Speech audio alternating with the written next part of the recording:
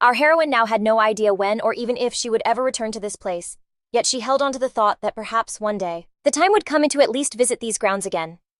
She had been with her husband for less than a year, and for some reason, that memory was now incredibly vivid.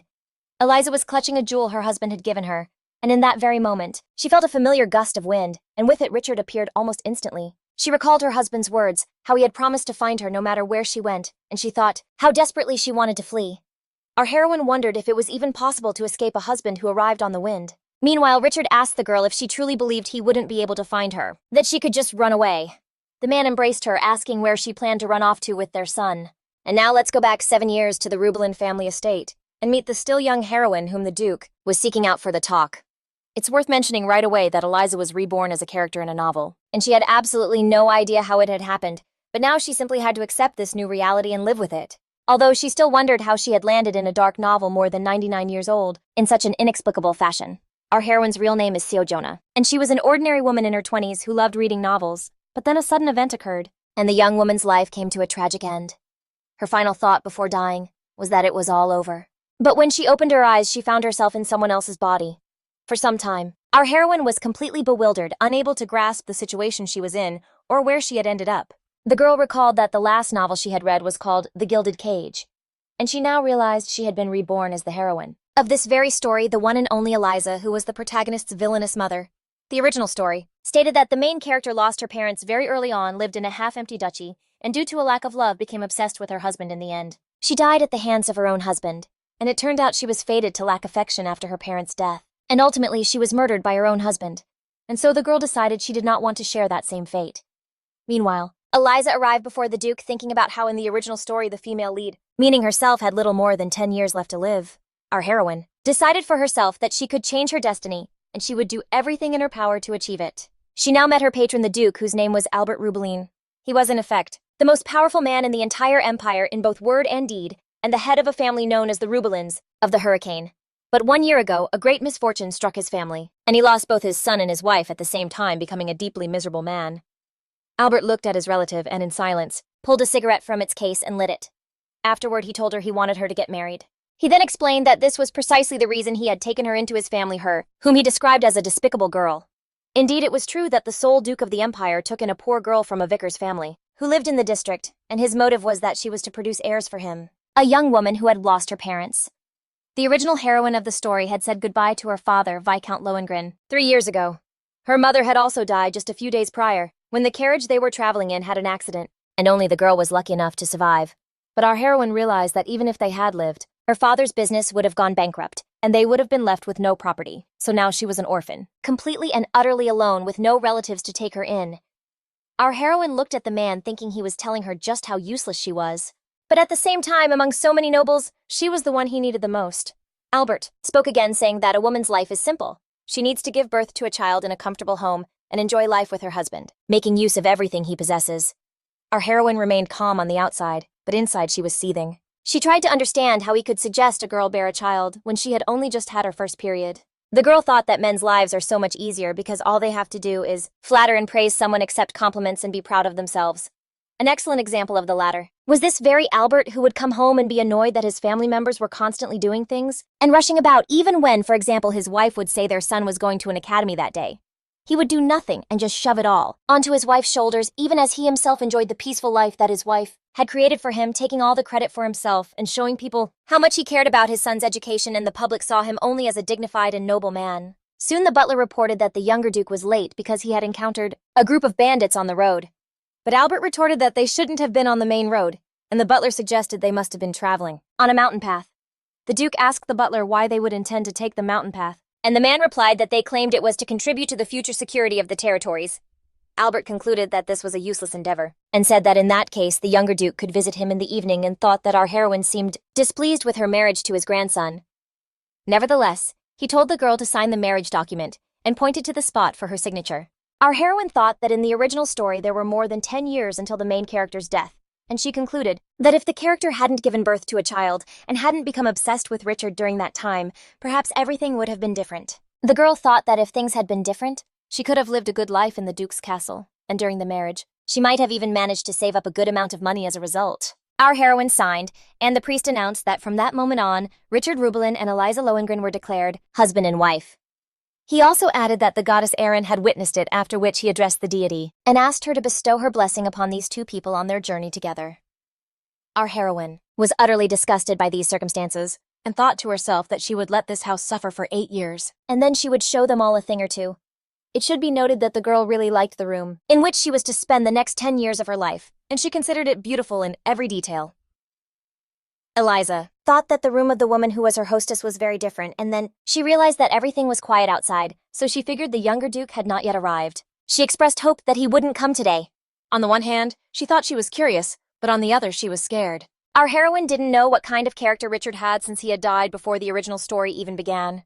But in the memories of the side characters, his image was not very good, and she thought it would be better if he didn't come today. Suddenly, the girl saw the open window and a strong wind blowing into the room, and she knew someone was there. Soon a young man she didn't know appeared on the balcony, so she immediately began to wonder who else had come to see her. Meanwhile, the young Duke approached our heroine, and the girl could only scream one thing for him to get away from her and not touch her. The guy immediately demanded that she be quiet, calling her far too small, and then he headed for the door. But it was locked, and Richard began to pound on it and shout angrily, trying to get it open, while our heroine silently watched this young man's futile attempts to get out of the room. Then she thought that perhaps this young man was the one who was now her husband. She felt the wind again, but this time the window was closed, and she surmised that this was the magic of the Rubelin family. Our heroine knew that this magic was passed down from father to son. Now the girl saw that Richard possessed wind magic, and his abilities were highly developed and very powerful. The girl recalled that in the original story, Richard and his son Heinz both possessed this power. Our heroine observed the young man's actions and supposed, threatening to shatter the door with his wind magic. Ricardo, roaring that he would kill them all, spun around and glared at Eliza. She was so terrified that she dove under the covers, trembling, fearing she would be the first to fall to his wrath. Soon she discovered the young man had simply thrown himself onto the sofa and began to consider that he was, after all, her husband. Wondering if she should be the one to break the silence, Eliza sat up and formally greeted the Duke. She introduced herself by name, stating she was pleased to meet him, and our heroine also mentioned that from this day forward, she would be known as Eliza Ruby Lynn, his wife. Yet he remained silent, perhaps even feigning sleep with utter indifference. The young woman was at a loss as to how to act around him, not knowing his temperament, but she quickly concluded that he was undoubtedly a profoundly rude man. The next morning, Ricardo went to his grandfather and demanded he call off the wedding. He insisted it be done immediately, but Albert replied that marriage vows made before the goddess could not be broken. The young man then retorted that he hadn't truly made any vow, to which his grandfather countered that his grandson wished to break it regardless. In any case, the old man asked the youth why he disliked our heroine so much, adding that despite being just a girl, she had a beautiful face, and then asked if Ricardo truly wished to end up like him, marrying only the woman he loved. Albert continued, stating they would live together until they came of age, and could already start thinking about heirs. Because once our heroine bore him a son, Ricardo would be free to marry whomever he pleased. Ricardo restrained himself as best he could, and then he roared that this wasn't about that at all. But his grandfather's next words stopped him cold, that he was his only heir. He then added that Ricardo was obligated to accept his wife and produce an heir with her. Albert reminded Ricardo that he had everything in this life, and that was solely because he was his grandson. The Duke warned that if he continued to resist, he would take it all away. Ricardo then said that no one had ever asked if he wanted to be his heir. The young man then admitted he felt absolutely nothing for our heroine, and pleaded with him not to allow her into his chambers. After this, he turned to leave the Duke's study, only to nearly collide with Eliza at the door. She had also come to see the elder lord, and the man instructed Richard to stay as well. Albert stated that he had been informed they had both missed the first breakfast following the wedding, and demanded an explanation.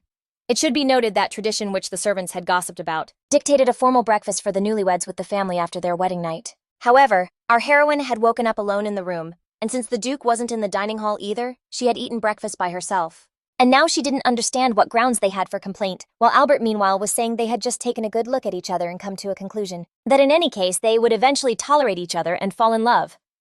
The man also expressed his hope that they would get to know one another somehow, and suggested they grow closer little by little, as they were in no rush, but he warned that this would take time.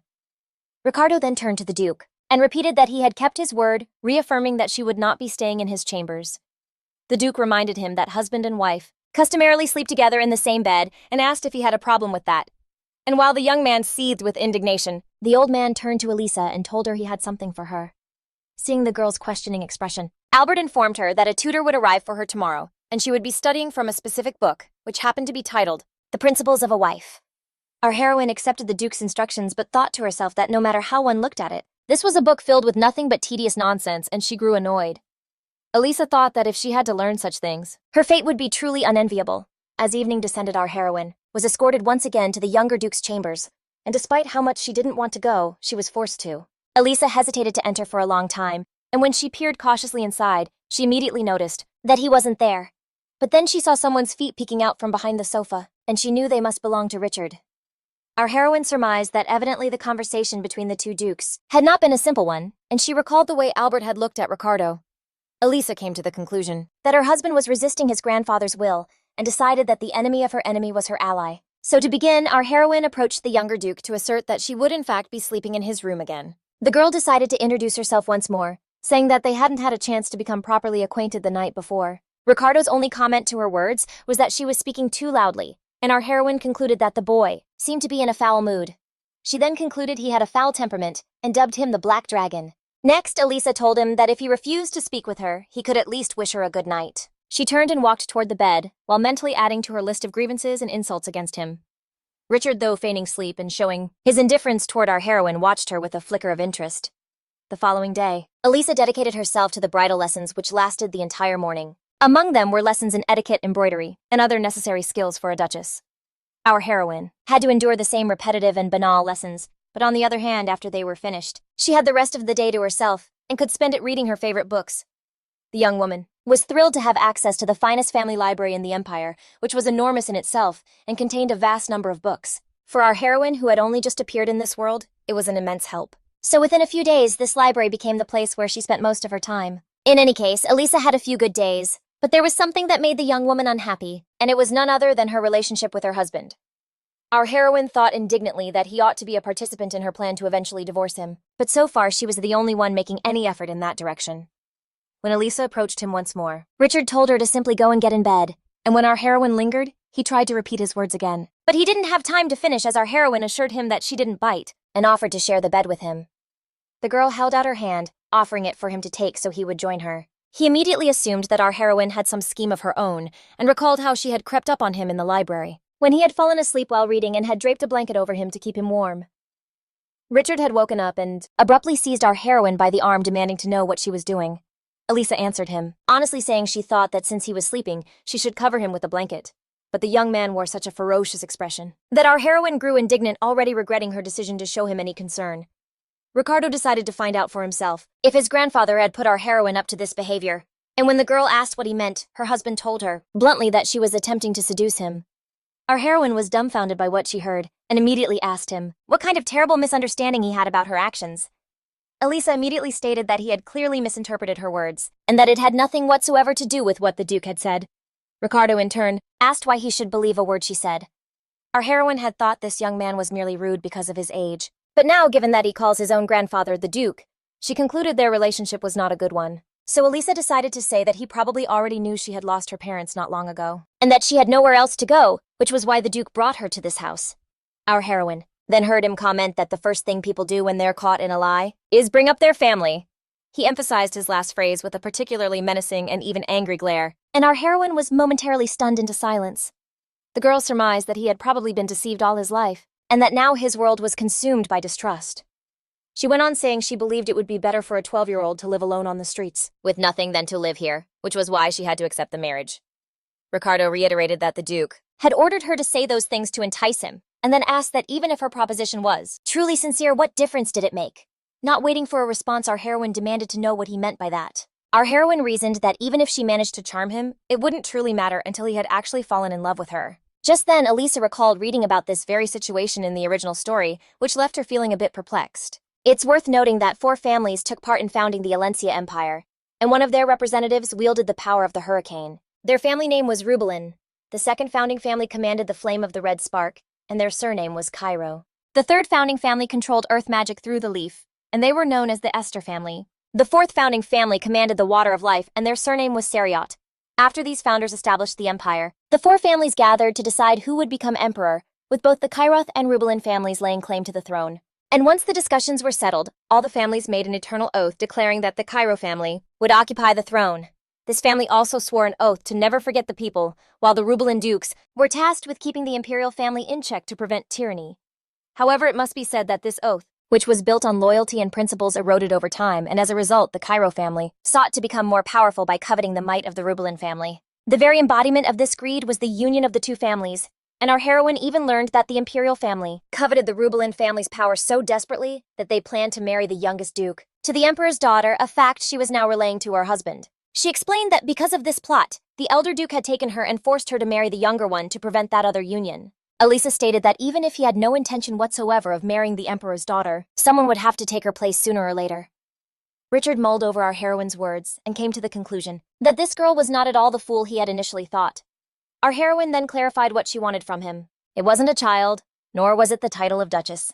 The young woman asked her husband to simply maintain this marriage until she came of age, and she promised him that, the moment she was an adult, she would immediately leave the duke's estate and release him from any and all obligations. Richard replied that he accepted her offer, but he also voiced his hope that she would keep her promise to divorce him and leave the house. The young man even decided to lie down on the bed, and after a short while he felt a warmth spreading across his back. He also noticed the blanket was incredibly soft, but then he realized he was being hugged by our heroine.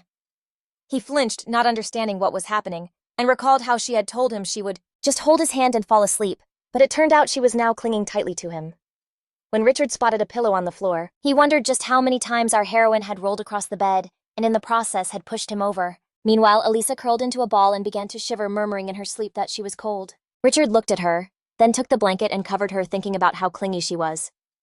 Our heroine woke up the next morning, and once again called her husband rude, as he had left the room again without so much as a greeting. So she went to have breakfast by herself, thinking that if she ate in her room today, she would simply spend her time reading history books. During her meal, Eliza saw a girl cleaning her room, and thought she seemed far too young for such work. She worried the girl might fall at any moment, and that's exactly what happened the very next minute to a little maid named Anna. And at that moment, our heroine thought to herself that the child wasn't even tall enough for that job.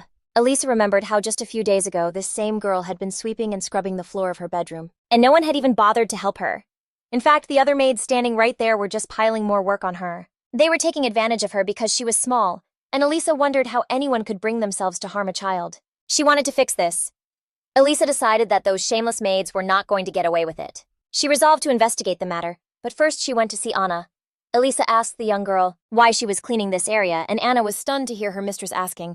Our heroine asked the little maid again why she was cleaning here, stating that if her memory served her correctly, Anna was assigned to clean the bedroom. Anna grew frightened and claimed she just wanted to clean this room today, but our heroine said she had already seen her changing the linens and dusting.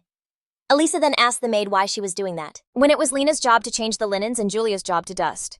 Anna didn't know what to say, and then she decided to claim that a few days ago they had asked her to cover for both of them for one day. But she said she had done a poor job, and the Duke had scolded her for it. The little maid also admitted to feeling guilty, and she thought she had to help them again. Anna said she was afraid the Duke would scold them tomorrow for their poor work. But our heroine had already figured out what was going on, and just how shamelessly the other maids had been treating her. Eliza concluded that they had made Anna do the work of all three of them, and when they were reprimanded for poor performance, they just made her work again despite the scolding. It was even possible they had lied about the Duke, scolding them at all, and this surely wasn't the first time they'd done this. Our heroine turned to the little maid and told her she had permission to stop doing other people's work. Then she asked if Anna had eaten breakfast today, and the girl answered no. Eliza sat Anna down at the table and offered her some of her dessert, but the girl was too afraid to even touch it, until she was again given full permission to try the delicious cake. Meanwhile, our heroine decided she would go and deal with those negligent maids. Eliza went to the Duke and decided to speak with him, and the man agreed to see her despite his busy schedule. The girl said she had come to him to ask for a favor, and he agreed to hear her out. Our heroine asked the Duke to allow her to replace her maids. Albert immediately asked for the reason behind her request, and our heroine promptly stated that she needed maids who would clean her rooms properly, serve her meals on time, and change the linens on her bed. Eliza asked the Duke if he could find her such helpers, then added that she only had one maid, and among her duties was cleaning the bedroom. Albert pointed out that the maids were supposed to share their tasks, but our heroine quietly hinted that this was not the case. Eliza explained that for some reason, only one of the three maids was actually working, and since she was so overworked, she didn't have time to get anything done properly. The Duke then told his aide, Aaron, to handle the matter at once, stating he could not allow his little duchess to feel uncomfortable in his house. He then promised Eliza that he would take care of it. Our heroine thanked the master of the house as was proper, and thought to herself that the Duke wouldn't dare offend her, since he needed her to be happy. The girl concluded that while he was capable of throwing her out at any moment, doing so would require a special occasion. Eliza understood that he wanted to maintain the appearance of caring for her, and she decided to take full advantage of that. As it turned out, that very same day, The negligent maids decided to take a stroll through the town square. They were promptly fired for their absenteeism, given that they had already missed a great deal of work even before this incident. The Duke, of course, was furious that they had shown such disrespect to his household. And so the girls were informed that since they clearly had no desire to work, they were now free to leave. Our heroine knew that being dismissed without a letter of recommendation meant a maid could no longer find work in any aristocratic household, but on the other hand, she understood that the girls had brought this upon themselves. They should never have been so cruel and harmed the little girl. From then on, Eliza began to take the initiative, asking Duke Albert for help, and he did almost everything she asked, though it should be noted she never asked for much. Our heroine asked the Duke to find her a finance tutor. Of course, he didn't really want to do this, as he was embarrassed by the idea of the girl educating herself in financial matters. So Eliza explained to him that she wanted to study in order to please her husband Richard. In the end, our heroine's acting skills won out, and the Duke allowed her to study with a financial tutor. As the Rubelin family possessed a vast fortune, the Duke placed no restrictions on our heroine's spending, and the girl realized she had to use this to better prepare herself for the time when she would need to divorce Richard. Our protagonist decided she would try again and again no matter what, until she could establish a successful business, knowing these financial lessons would be crucial for her future. Eliza reasoned that by the time of her divorce, she needed to be able to support herself, and so she arrived at the class. Richard also appeared in the classroom demanding to know what she was doing there, to which Eliza replied that in case he'd forgotten she was a duchess, and her position required her to have financial knowledge. She then added to her husband that they would be in class together, but Richard did not take this initiative well. Their conversation was soon interrupted by a man who turned out to be the professor. He quickly noticed that his students had assembled. Our heroine introduced herself, explaining that from this day forward, she too would be studying under him. The teacher admitted that the Duke had praised her eagerness to learn, adding that it was an honor to teach her, and he offered to begin the classes. The professor said they had already covered the basics of arithmetic, and asked Eliza to display the numbers 326, 15, and 739 on the counting machines, which left our heroine deep in thought. She immediately began to assemble the required numbers, but at one point Richard intervened and offered his help. The young man told her she had formed the number 15 correctly, but that 326 and 739 needed to be arranged in a different way, and he explained how to do it properly. The professor commended the young Duke, telling him he had done it absolutely perfectly, and our heroine then thanked her husband. She offered him a sweet smile, which embarrassed and surprised him so much that he even forgot to take his hand off of hers. And when our heroine pointed it out, he became even more flustered. Richard told her not to get distracted and not to distract him. He thought to himself that he wasn't really helping her, but merely studying, and came to the conclusion that Eliza was a slow learner. But he told her that once she mastered the basics, she'd be capable of solving any problem. The young Duke mused that she might prove useful to him in financial matters down the line. Meanwhile, the professor explained that there are 5 tools for counting, and the lesson carried on until the teacher announced they were finished for the day. Our heroine turned to Richard and told him she was going with Anna to see the property. The girl said she'd had a brilliant idea, and now she was inviting him to join them, waiting for his reply. Richard answered her rudely that he had no time to waste on her, making our heroine think that he didn't even care. Just then, Anna entered the room, ready to depart and carrying outerwear for her mistress. Eliza said they would just go alone then, and the girl promised to bring her husband some cookies. He grew indignant, arguing that those were the same kind of cookies that little children enjoy. As he started to get angry, our heroine thought that apparently if one likes cookies, then one is a child, and concluded that all she needed now was to be labeled a spoiled brat herself. Richard told her he thought they would get along, if only because they were both hostages of the situation, and Eliza began to wonder if she had been wrong. About the young man, the girl indignantly asked him if only children were allowed to like cookies. She added that in that case she would buy some cookies, bring them home and devour them all right in front of him, to which the young Duke replied that she could do as she pleased. Richard himself went to his room and sat down with a book. He then glanced out the window, noting that it was raining, and his thoughts drifted back to the fact that, with the arrival of spring, the monsters in the forest had grown more active. He knew that these creatures would venture out of the woods in search of prey, and it seemed Eliza was in far greater danger of encountering them than some bandits on the road, though he then considered that monsters were rarely spotted this close to his estate. But as his anxiety persisted, he grabbed his cloak and activated his magic. Richard opened the window and went to find his wife, because he figured that if our heroine were devoured by monsters, the Duke would hold him personally responsible. And then he'd just be sent another girl, one who might be malicious and cold. For that matter, he liked Eliza more than anyone. Meanwhile, our heroine and her assistant traveled by carriage, thinking it would be wise to have the North Gate Road repaired as soon as possible, since the road from the West Gate was bumpy and long. Anna didn't want her mistress to grow weary and worried that our heroine would struggle with long distances even inside a carriage. So Eliza told her not to worry and offered to have some tea and cookies with her. When they reached the city, our heroine suddenly wondered if perhaps it wasn't the custom for men in the Ruby Lynn family to eat sweets whether they were from the estate's kitchen or the cookies she brought along. The young woman was planning to open a confectionery after her divorce and had begun preparing, even visiting the mansion's kitchen.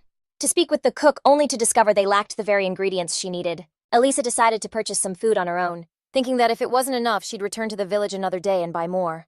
But at that moment, the carriage began to shake violently. Anna immediately reached for her mistress to see if she was bruised. Just then, the escorts shouted that they were under attack by a monster. Our heroine didn't expect this at all. And in the next moment, a knight rushed to the carriage window telling Eliza to get on the floor immediately. And not to leave the carriage. Anna assumed the knights would handle this monster, but our heroine couldn't believe such creatures actually existed. The young maiden asked her mistress if it was true that they were safe, but our terrified heroine could only express her hope that the knights could handle the monster, suggesting they wait a bit longer until it was defeated. Soon the carriage jolted once more, and our heroine couldn't comprehend what had happened as the monster, meanwhile, drew closer to them. The girls could even see its terrible face staring right at them. The monster tipped the carriage on its side and tried to snatch its victims, and our heroine began to wonder what became of the knights and servants, concluding that they were all gone. Eliza and Anna held each other and closed their eyes, thinking they didn't want to die like this. And in that very moment, the unexpected happened. Richard appeared, having already successfully used his wind magic against the foul creature. He casually asked the monster how it dared to attack a carriage belonging to his family. The monster immediately tried to strike the young duke, launching its venom at him, but the young man managed to evade it. He then decided to give it what it wanted and focused all his power on destroying the monster. A single bolt was all it took to slay the beast. Just then he heard cries and turned to see our heroine, who in the meantime had climbed out the carriage window and was asking him to help them out. Eliza immediately checked to see if her assistant was okay, and thought that Anna was either incredibly brave or out of her mind. She remembered how scared she'd been and told her assistant to go rest. Richard noticed his wife was tending to some maid instead of worrying about herself. He quickly saw that our heroine had a cut on her hand and decided that since she wasn't paying it any attention, the wound would likely heal on its own in a few days. Once the girl had spoken with her assistant, she turned to the young duke and sincerely thanked him for saving them, promising she would repay his kindness. Richard looked at her and asked what kind of favor a cookie-loving girl could possibly do for him, which made our heroine angry with him all over again. But she still thought that he had done the right thing by coming to her aid. The following day, our heroine was being prepared for a meeting with special guests, and by the time they were finished, the maids admired their mistress's beauty, whispering that the young duke would fall in love with her at first sight. When Eliza saw her reflection in the mirror, she concluded that she looked incredibly beautiful, and the maids had put immense effort into her dress and hairstyle, especially since it was such an important day for her. The maids made her so lovely that no other young woman could possibly compare to their mistress. The maids declared that our heroine would have no rivals, for she truly resembled an angel.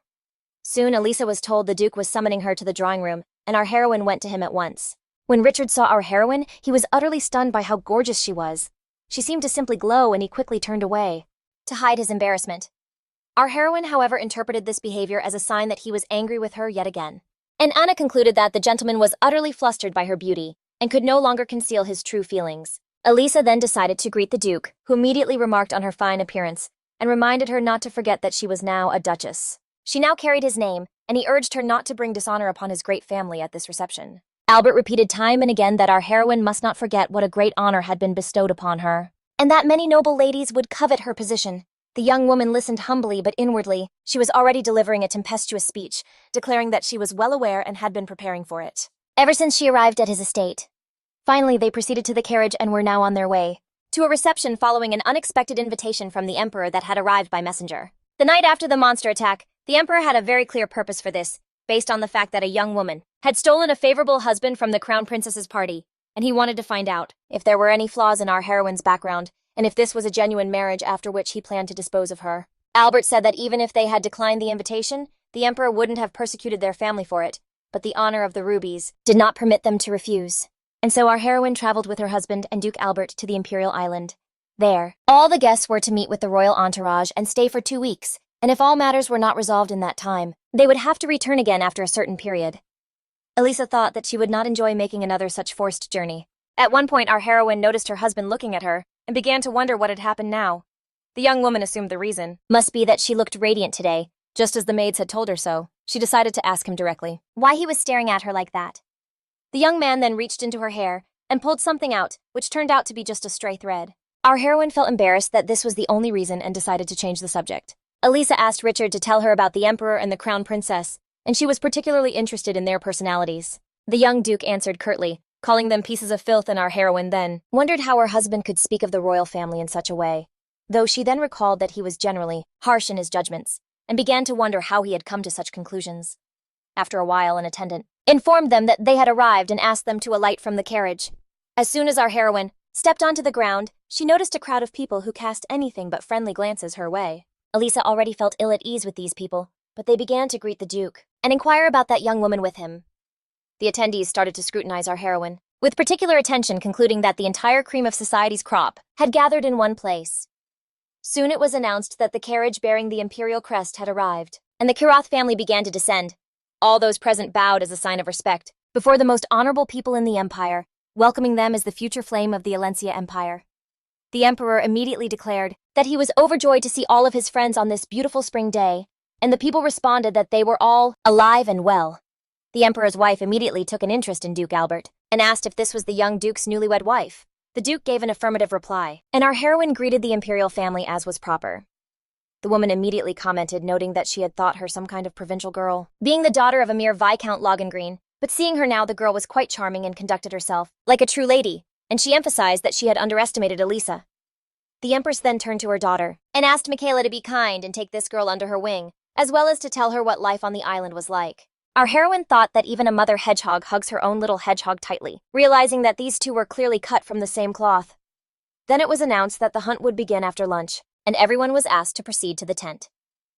The red-haired representative of the imperial family invited the young aristocrats to follow him, and the young men had already begun to mock a youth who had been absent for a long time due to illness, so they decided to have a little fun today by making him the target of their taunts. Our heroine thought that she was already exhausted by all of this, even though the hunt had not yet begun, and then she saw that a group of young men had gathered, and that something was happening. She didn't know that the group of young aristocrats had surrounded the very sickly young man named Anselmo, and were mockingly starting to ask him where he had been for so long. The prince in a jeering tone said he had missed him dearly, and suggested that Anselmo must have missed him as well, and said he would let him sit across from him. Our heroine mentally wondered what he was up to, as the prince in the meantime was giving instructions on who should sit where, choosing everyone's seats as he pleased, and placing those he favored closer to himself. Our heroine recalled how her husband had referred to the members of the imperial family as pieces of filth, and now she thought that Richard was absolutely right. At that moment, the prince spotted our heroine and said that this peasant girl would sit next to Anselmo, referring to Eliza. He explained his wish by the fact that she was the daughter of Logangreen, and then he mockingly corrected himself, saying that he meant the future duchess should sit wherever he commanded. The prince also emphasized that he was not yet acquainted with her. Our heroine thought that on principle, she would sit elsewhere, just to see what he would do in response. And then, she considered walking right up to him and landing a few blows to his face, but then she thought that would be foolish on her part, because she ought to behave in a manner befitting her title. Soon our heroine realized that Richard was sitting down beside her instead of the pale boy. The prince noticed immediately, and told our young duke that he was obliged to sit at his right hand, asking him where he thought he was sitting. Richard replied to the prince that his wife had sat where she was ordered, and asked if his own seat was not meant to be next to hers. Our heroine was surprised that her husband had taken her side and felt both pleased and grateful for such support. The prince asked, sarcastically, if our duke was chained to that girl, saying he was behaving like a child. In the end, the heir had no choice but to accept this, and so he said that everyone could sit wherever they wished. Shortly after, a representative of the imperial family announced that the meal was about to begin, but then asked for a moment's delay. The heir declared that it was time for an aperitif, and asked a servant to fill his glass, which he then offered to everyone, and in the meantime he approached Anselmo. Our heroine noticed that his glass was filled with grape juice and wondered why he needed that particular drink. But soon the prince threw the contents of his glass over Anselmo's head, saying he had meant to offer him a drink, but had accidentally spilled it, emphasizing his own clumsiness. The prince then laughed and concluded that the young man's purple-stained hair was very flattering. He said that if he washed his hair with grape juice, it would always be that color. To the young ladies present, including the emperor's daughter, this behavior and this prince's words seemed exceedingly witty and amusing, and they continued to laugh. Our heroine concluded that this was a true madhouse where the prince mocked the boy and the others cackled like a pack of hyenas. Our heroine took out her handkerchief and began to dry Anselmo's face, saying that she would help him, though the boy said he didn't need it. Elisa's behavior irritated the crown prince, and he pointed out how very kind the girl was to be so concerned about his good friend. Meanwhile, he asked for another glass and announced that everyone present would now toast to our heroine's kind heart. The prince asked sarcastically if the audience agreed with him, but at that moment, an unnatural wind picked up, and the prince's glass overturned with the wind's help, of course. The heir rushed towards our young duke and shouted, asking if he had done it, and attempted to confront Richard. His sister and butler rushed to his side, at once urging him to go and change. But calming the prince proved difficult. As the heir departed, he turned back towards our duke, and he vowed that the duke would pay for it. Our heroine just wished the prince would be quiet. But he carried on like a spoiled child and wouldn't stop. Richard, in the meantime, rose from the table and headed for the exit. Eliza was about to follow him, but at that moment Anselmo called out to her, thanking her for her assistance. She simply replied kindly that her actions were not worthy of gratitude. Eliza then hurried after her husband. She caught up with him in the garden and thanked him for protecting her, to which Richard replied that she was a member of the family, and that was the sole reason for his actions. Our heroine admitted that she knew. But she said it didn't matter, because the most important thing to her was that he had helped her, and she thanked him once again, calling him her husband. Richard turned away and walked towards the tents, leaving the young woman wondering what was troubling him. She was especially confused, since her thanks had been so heartfelt, concluding that the Duke had helped her of his own accord. Eliza went to freshen up and to clean the grape juice stain from her dress. It had splattered the fabric, and it pained her to see her beautiful gown ruined. Anna also lamented that if it hadn't been for this incident, her mistress would now be enjoying tea with the high society ladies. And our heroine thought that she still needed to mentally prepare herself for that particular tea party. She mentally chided her assistant for the reminder. Then Eliza decided not to get upset over anything, especially since she would have many more opportunities for tea with these ladies. Soon she heard a sound that put her on high alert. While her assistant understood nothing, Eliza told Anna to be silent and do exactly as she said, no questions asked. Then they both hid behind the bushes. The only thing our heroine could discern was that a group of men had gathered nearby, but she couldn't yet comprehend what kind of men they were, or what they were doing at the royal hunt. Eliza overheard them conspiring, and she heard them mention that their target was the young Duke Rubeline. Our heroine understood with chilling clarity that her husband was in grave danger. She knew she had to inform the royal guard and ask for help, but then she considered that perhaps those suspicious men had been sent by the emperor himself, and that she couldn't trust them, which meant the only ones who could protect her Richard now were the knights of Duke Rubeline. Anna then realized the men had left. She informed her mistress and asked what they should do. Our heroine told her they had to flee, and quickly. Eliza said they had to find Richard immediately, while her assistant begged her to wait and not to leave without her. Our heroine ran towards Duke Albert's knights and told them that the young duke was in grave danger and needed help. Eliza told the young men they had to go with her into the forest to find Richard. In response, they told her she must be joking, explaining that this was the emperor's private hunting ground, guarded by the finest knights in the empire. Our heroine then asked them what would happen if she was right, and what if the young duke was truly in peril. Eliza asked if they really believed Duke Albert would let them live. After all this was over, when our heroine told them they certainly hadn't sworn any loyalty to her, and had every right to disobey her orders, she moved towards her horse. Then the young woman turned back, and she reminded them that they had sworn a blood oath of loyalty to the Rubeline family, and therefore, they had to fulfill their oath. Our heroine rode her horse deep into the forest, but she had no idea how to find her husband. For a moment she felt relieved because in the original story, Richard was supposed to survive, and later become the father of their son Heinz. But then she realized that because of her rebirth, this story might no longer be the same. Eliza concluded that no matter what happened, she had to protect her husband. Soon after, she felt a powerful vortex of energy. She realized it was Richard's active magic. She saw his power was immense, and understood that something had already happened. Just then, she saw Duke Albert's knights catching up to her, and our heroine pointed them in the right direction. Eliza was in a desperate hurry, praying her husband was safe, but as she drew closer to the young duke, she saw him battling soldiers who were demanding he stop the wind and the sorcerer's actions. When the young man fell to the ground, our heroine immediately ran to his side to ask if he was hurt, and she quickly noticed he had a deep gash on his sides that was bleeding profusely. Then without another word, Richard collapsed. And that event brought the entire imperial hunt to an abrupt end. An announcement was made that there had been an assassination attempt on the royal hunting grounds, and Duke Albert made a statement before the assembled nobles. He declared that he had insisted on a full investigation into the attempt on his grandson's life. It must be noted the emperor was infuriated by this demand. However, he had to concede as he didn't want suspicion for these actions to fall upon his family. And so he tasked the duke with leading the investigation. Once an agreement was reached, the young duke was taken home to receive medical treatment. Our heroine thanked the heavens because fortunately the wound was not deep, and she was certain the imperial family was to blame. She wondered what Duke Albert himself thought of all this, recalling how he had merely stared at Richard as he lay on the verge of death in the forest. Soon Anna arrived at her room, and our heroine saw the girl was as pale as a ghost. The assistant then barely summoned the courage to admit she had news. The young maid said she had been walking down the hall when she saw a man who was one of the assassins from the forest.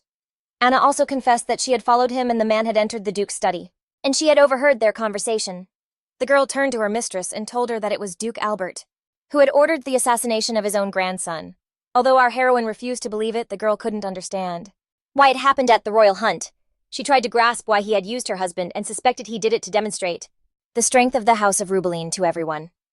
Eliza reflected on this and concluded that the Duke had been receiving visits from aristocrats all day, and she supposed they were coming to offer their condolences. Our heroine couldn't comprehend how the Duke could have treated his grandson so cruelly.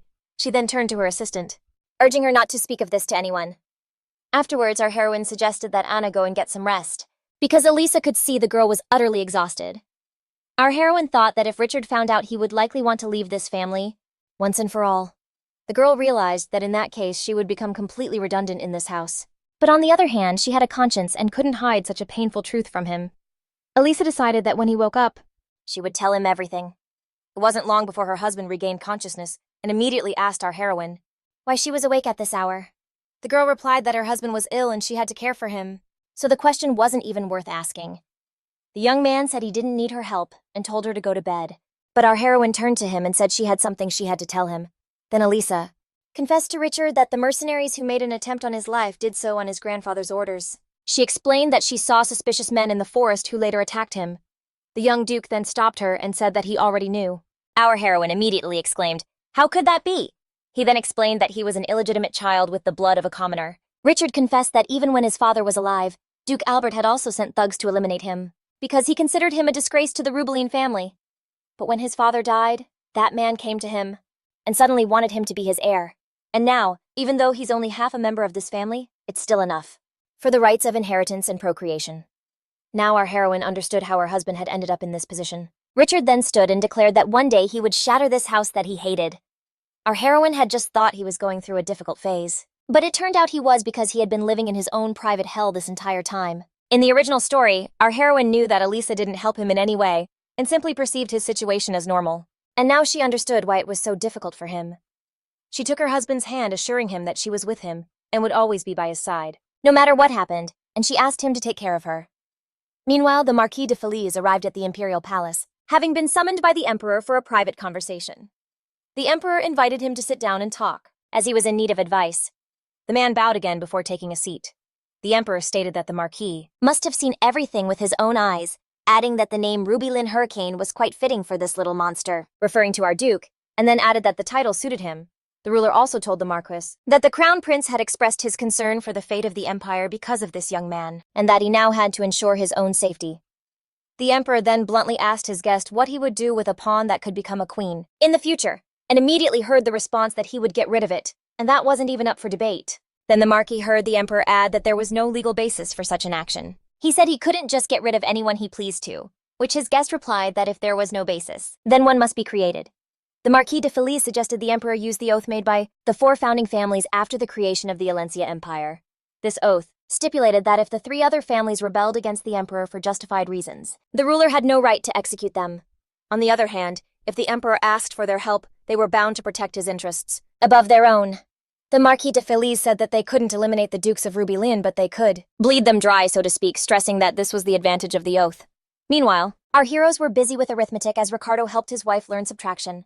Our heroine became frustrated once again, because she thought that this time at least she would get the right answer. But she failed again. Ricardo then reassured her, telling her she was improving and asking her to relax. Their conversation was interrupted by the maid, who announced that the younger Count of Arden had come to see our heroine. Eliza immediately asked who he was and what business he had with her. The maid then explained that he had come to see our heroine to express his gratitude, and the guest also added that he was deeply indebted to the lady of the mansion. Ricardo immediately recalled Anselmo to our heroine, mentioning the grape juice incident, and the girl then guessed who they were talking about. Meanwhile, the maid asked if the lady wished to change her attire before the meeting. Our heroine immediately rushed to get ready, and her husband said that he would go with her as well. But the young woman objected, explaining that he was injured and needed to stay in bed. After which, Eliza asked him to rest and promised to greet the Count on his behalf. The young Duke was indignant that his wife was leaving and getting all dressed up to meet that man when she had just said she would take care of him. Ricardo thought that the Count could have simply sent a letter or a gift if he was so grateful to his wife. He watched our heroine having tea with Anselmo, finding it insolent that the man had slipped into his house under the pretext of some kind of gratitude, and was now enjoying himself in his wife's company. The young Duke then began to wonder why his wife had dressed up in such a way just to speak with this Count. The young man, meanwhile, thanked Eliza for her support and told her he wanted to return her handkerchief, but his servants had been unable to remove the stains, so he wished to give her a new one as a gift. Our heroine immediately began to refuse, explaining that she had plenty of such items, but the Count wanted to express his gratitude for her kindness in this manner, so he insisted. Eliza replied that he shouldn't thank her because she had only done what was necessary. She explained that one cannot simply stand by and watch people be mistreated and suggested they change the subject. The Count didn't mind, but our heroine accepted his gift, admitting that she actually had a weakness for all sorts of jewelry. Eliza then added, clarifying her words that she wouldn't mind if he wanted to give her something else, thinking that the more jewels she accumulated before the divorce, the better. Suddenly, the young Duke joined them and asked what was going on, to which our heroine immediately said he wasn't allowed out of bed and asked why he had come. And then, Ricardo claimed it would be discourteous of him not to meet their guest, although in reality he simply couldn't stand witnessing how sweetly they were talking. The Count also expressed his gratitude to the Duke for his support and help, but the young man replied that he had nothing to thank him for, after which Ricardo immediately stated that it was every man's duty to protect his wife, and asked what he had to do with it. Our heroine wondered why Ricardo was being so cruel to the young man. Anselmo told the Duke that he was absolutely right, adding that no matter what it was thanks to them that he had escaped a sad fate. And the girl thought it would be better if her husband had stayed in bed instead of acting so childishly. Soon Ricardo claimed he wasn't feeling well, and our heroine began to worry about his condition, reminding him that she had asked him to stay in bed. Eliza apologized to Anselmo, telling him she had to leave his company because her husband was unwell, and expressed her hope that their guest would understand that she couldn't see him out. The Count stopped our heroine and handed her an envelope, which contained an invitation to a reception at his estate asking her to attend. The young woman gladly accepted the invitation, and the Count replied that he would be very happy to see her at his event. As evening fell, our heroine grew concerned about whether her husband had taken his medicine, and brought him another dose. The young Duke replied that he would recover soon enough without it, to which the girl asked him to be a good husband, and do as she said. He then asked his wife if she was going to the Arden estate. But the same topic came up at breakfast, and Duke Alberto said that our heroine had done the right thing by helping the young Count. He began to insist that Eliza attend the event, pointing out that Count Arden's domains were located on the eastern coast, and that he was developing trade relations on the eastern continent, adding that he always had an abundance of goods that were difficult to obtain, and recommended that she establish good neighborly relations with him. The young woman, however, thought that such prudent relationships were to her liking. She then thought that she shouldn't miss this opportunity, as it would be beneficial for her to have a circle of good friends before her divorce. Richard saw our heroine's contemplation, and told her not to even think about being friends with that guy. When Eliza asked why he said that, he accused her of being prejudiced, and demanded she answer the question of what that person had ever done to him. Our heroine assumed her husband was accusing him of being harassed by the crown prince, and then the Duke asked indignantly what that imperial specimen had to do with anything. Ricardo reminded Eliza that she had in fact said she would be on his side. Our heroine confirmed her words, and so the Duke decided to end the conversation and go to bed. While our heroine slept soundly, her husband was far from asleep, speaking to her in his thoughts, thinking that if she said she supported him, then she should only be concerned with him. When the day of the party at the Count's house arrived, our heroine sat in the carriage and looked at her husband, thinking she was sure he wouldn't want to go, but not only did he go with her, he was also dressed very handsomely. Eliza thought he must be feeling insecure, so he did what he could, and she even found it endearing. This time Richard even offered his hand to help her out of the carriage, which was a little embarrassing for our heroine because her husband had been very attentive today. In general, the girl soon felt herself blush, thinking about what the gentleman her husband was. Our heroes were introduced to the assembled guests, and Eliza concluded that a great many people had gathered. Meanwhile, the Count himself came over to express his joy at having such guests. Those present began to talk about our heroine and how handsome she and the Duke looked together. Our heroine came to the conclusion that the people here were much kinder than at the royal gathering, and she wondered why they were being treated so much better. On the other hand, she realized that everyone was paying homage to her husband. Y supuso que esa era la intención original del Duque Alberto el Conde Mayor atrajo la atención de los invitados y les agradeció a todos por su presencia. Y sugirió que se iniciara la parte oficial de la fiesta pidiendo a todos que disfrutaran de los festejos y en ese instante comenzó a sonar la música. Y nuestra heroína pensó que eso era lo que realmente significaba una fiesta auténtica. Pronto una criada se acercó a la joven y se ofreció a llevarla a la sección donde estaban los jóvenes invitados, mencionando que el té se celebraba por separado para los hijos de los caballeros. Nuestra heroína intentó acostumbrarse a tales costumbres y también reflexionó que la generación más joven con sus intereses no tenía cabida en una fiesta de adultos. Estuvo de acuerdo en que era sensato separar las generaciones y pronto, Eliza y su esposo se encontraban en la sala destinada a los jóvenes cuando se abrió la puerta. Todos los presentes exclamaron con alegría al ver que era el príncipe, pero al notar la presencia de nuestra heroína, junto a su esposo, su ánimo decayó notablemente. Nuestra heroína llegó a la conclusión de que el príncipe heredero les pesaba incluso en su ausencia, y pensó que ni siquiera habían aprendido a reír con sinceridad y a expresar lo que pensaban, y que nuestros héroes no eran figuras de autoridad para esos jóvenes y ni siquiera deseaban comunicarse con ellos. Sin embargo, nuestra heroína no se alteró. No eran figuras de autoridad para esos jóvenes y ni siquiera deseaban comunicarse con ellos, pero nuestra heroína mantuvo la calma. Pronto Anselmo se acercó a nuestros héroes y saludó a Eliza. También se dirigió al joven duque expresándole su alegría por verlo y entonces, nuestra heroína intentó desviar la conversación hacia otro tema de inmediato. Y entonces nuestra heroína le dijo que no le distraería y que ella y su esposo irían a la mesa. Eliza decidió comer unos dulces y Richard comentó descontento que lo hacía de nuevo la mandó la golosa cuando intentó enfatizar que los dulces son perjudiciales para la salud. Su boca se llenó de deliciosas galetas y nuestra heroína observó que su esposo estaba especialmente hablador ese día mientras el joven duque masticaba su postre. Nuestra heroína le dijo que todo tiene sus aspectos positivos y tras un rato se dio cuenta de que se había frotado el talón. Eliza recordó de inmediato a su ayudante quien le había advertido que debía elegir los zapatos con cuidado y pensó que no debió haberse puesto esos zapatos nuevos. Sabía que todas las criadas estaban trabajando arduamente en su aseo nocturno pero ella tenía prisa así que se puso las sandalias nuevas sin pensarlo. Y le quedaban un poco pequeñas así que nuestra heroína decidió que necesitaba salir al balcón a descansar. Y así fue cuando Ricardo le preguntó a dónde iba. La muchacha le respondió que no le habían enseñado que era impropio hacer tales preguntas a una dama. Así fue como cuando Ricardo le preguntó a dónde iba la joven, ella le respondió que no le habían enseñado que era inapropiado hacer tales preguntas a una dama. Ay, prometió regresar pronto. Eliza no tardó en acomodarse en un suave sofá del balcón y descansar sus pies. Pero entonces escuchó que alguien hablaba. Los aristócratas desconocidos comentaban sobre la razón por la que el príncipe pensó que ni siquiera había oído hablar de su enfermedad. Eliza llegó a la conclusión de que el príncipe no estaba enfermo. Pensó que ni siquiera había oído hablar de su enfermedad. Eliza llegó a la conclusión de que el príncipe no estaba enfermo. Las muchachas sugirieron que eso era posible porque el príncipe se enfurecía cada vez que oía el nombre de Ricardo y entonces comenzaron a hablar del joven duque llamando puta a su madre y mencionando que se había criado en la calle. Alguien dijo que habían oído que había trabajado como asesino a sueldo y concluyeron que Ricardo era un bárbaro y un bruto. Y nuestra heroína estaba a punto de escuchar este vergonzoso chisme al enterarse de que su esposo era solo medio aristócrata. Nuestra heroína decidió ir a confrontarlas donde fue recibida por una joven insolente que dijo que la mujer del perro se había presentado ante ellas en persona y le había preguntado cómo se sentía al estar casada con semejante hombre. A lo que Eliza respondió que se sentía bien. Nuestra heroína declaró que era feliz con su vida junto a Richard. Cuando la chica le devolvió la sonrisa, Eliza subrayó que en cualquier caso era mucho mejor que difundir rumores vulgares a espaldas de otros.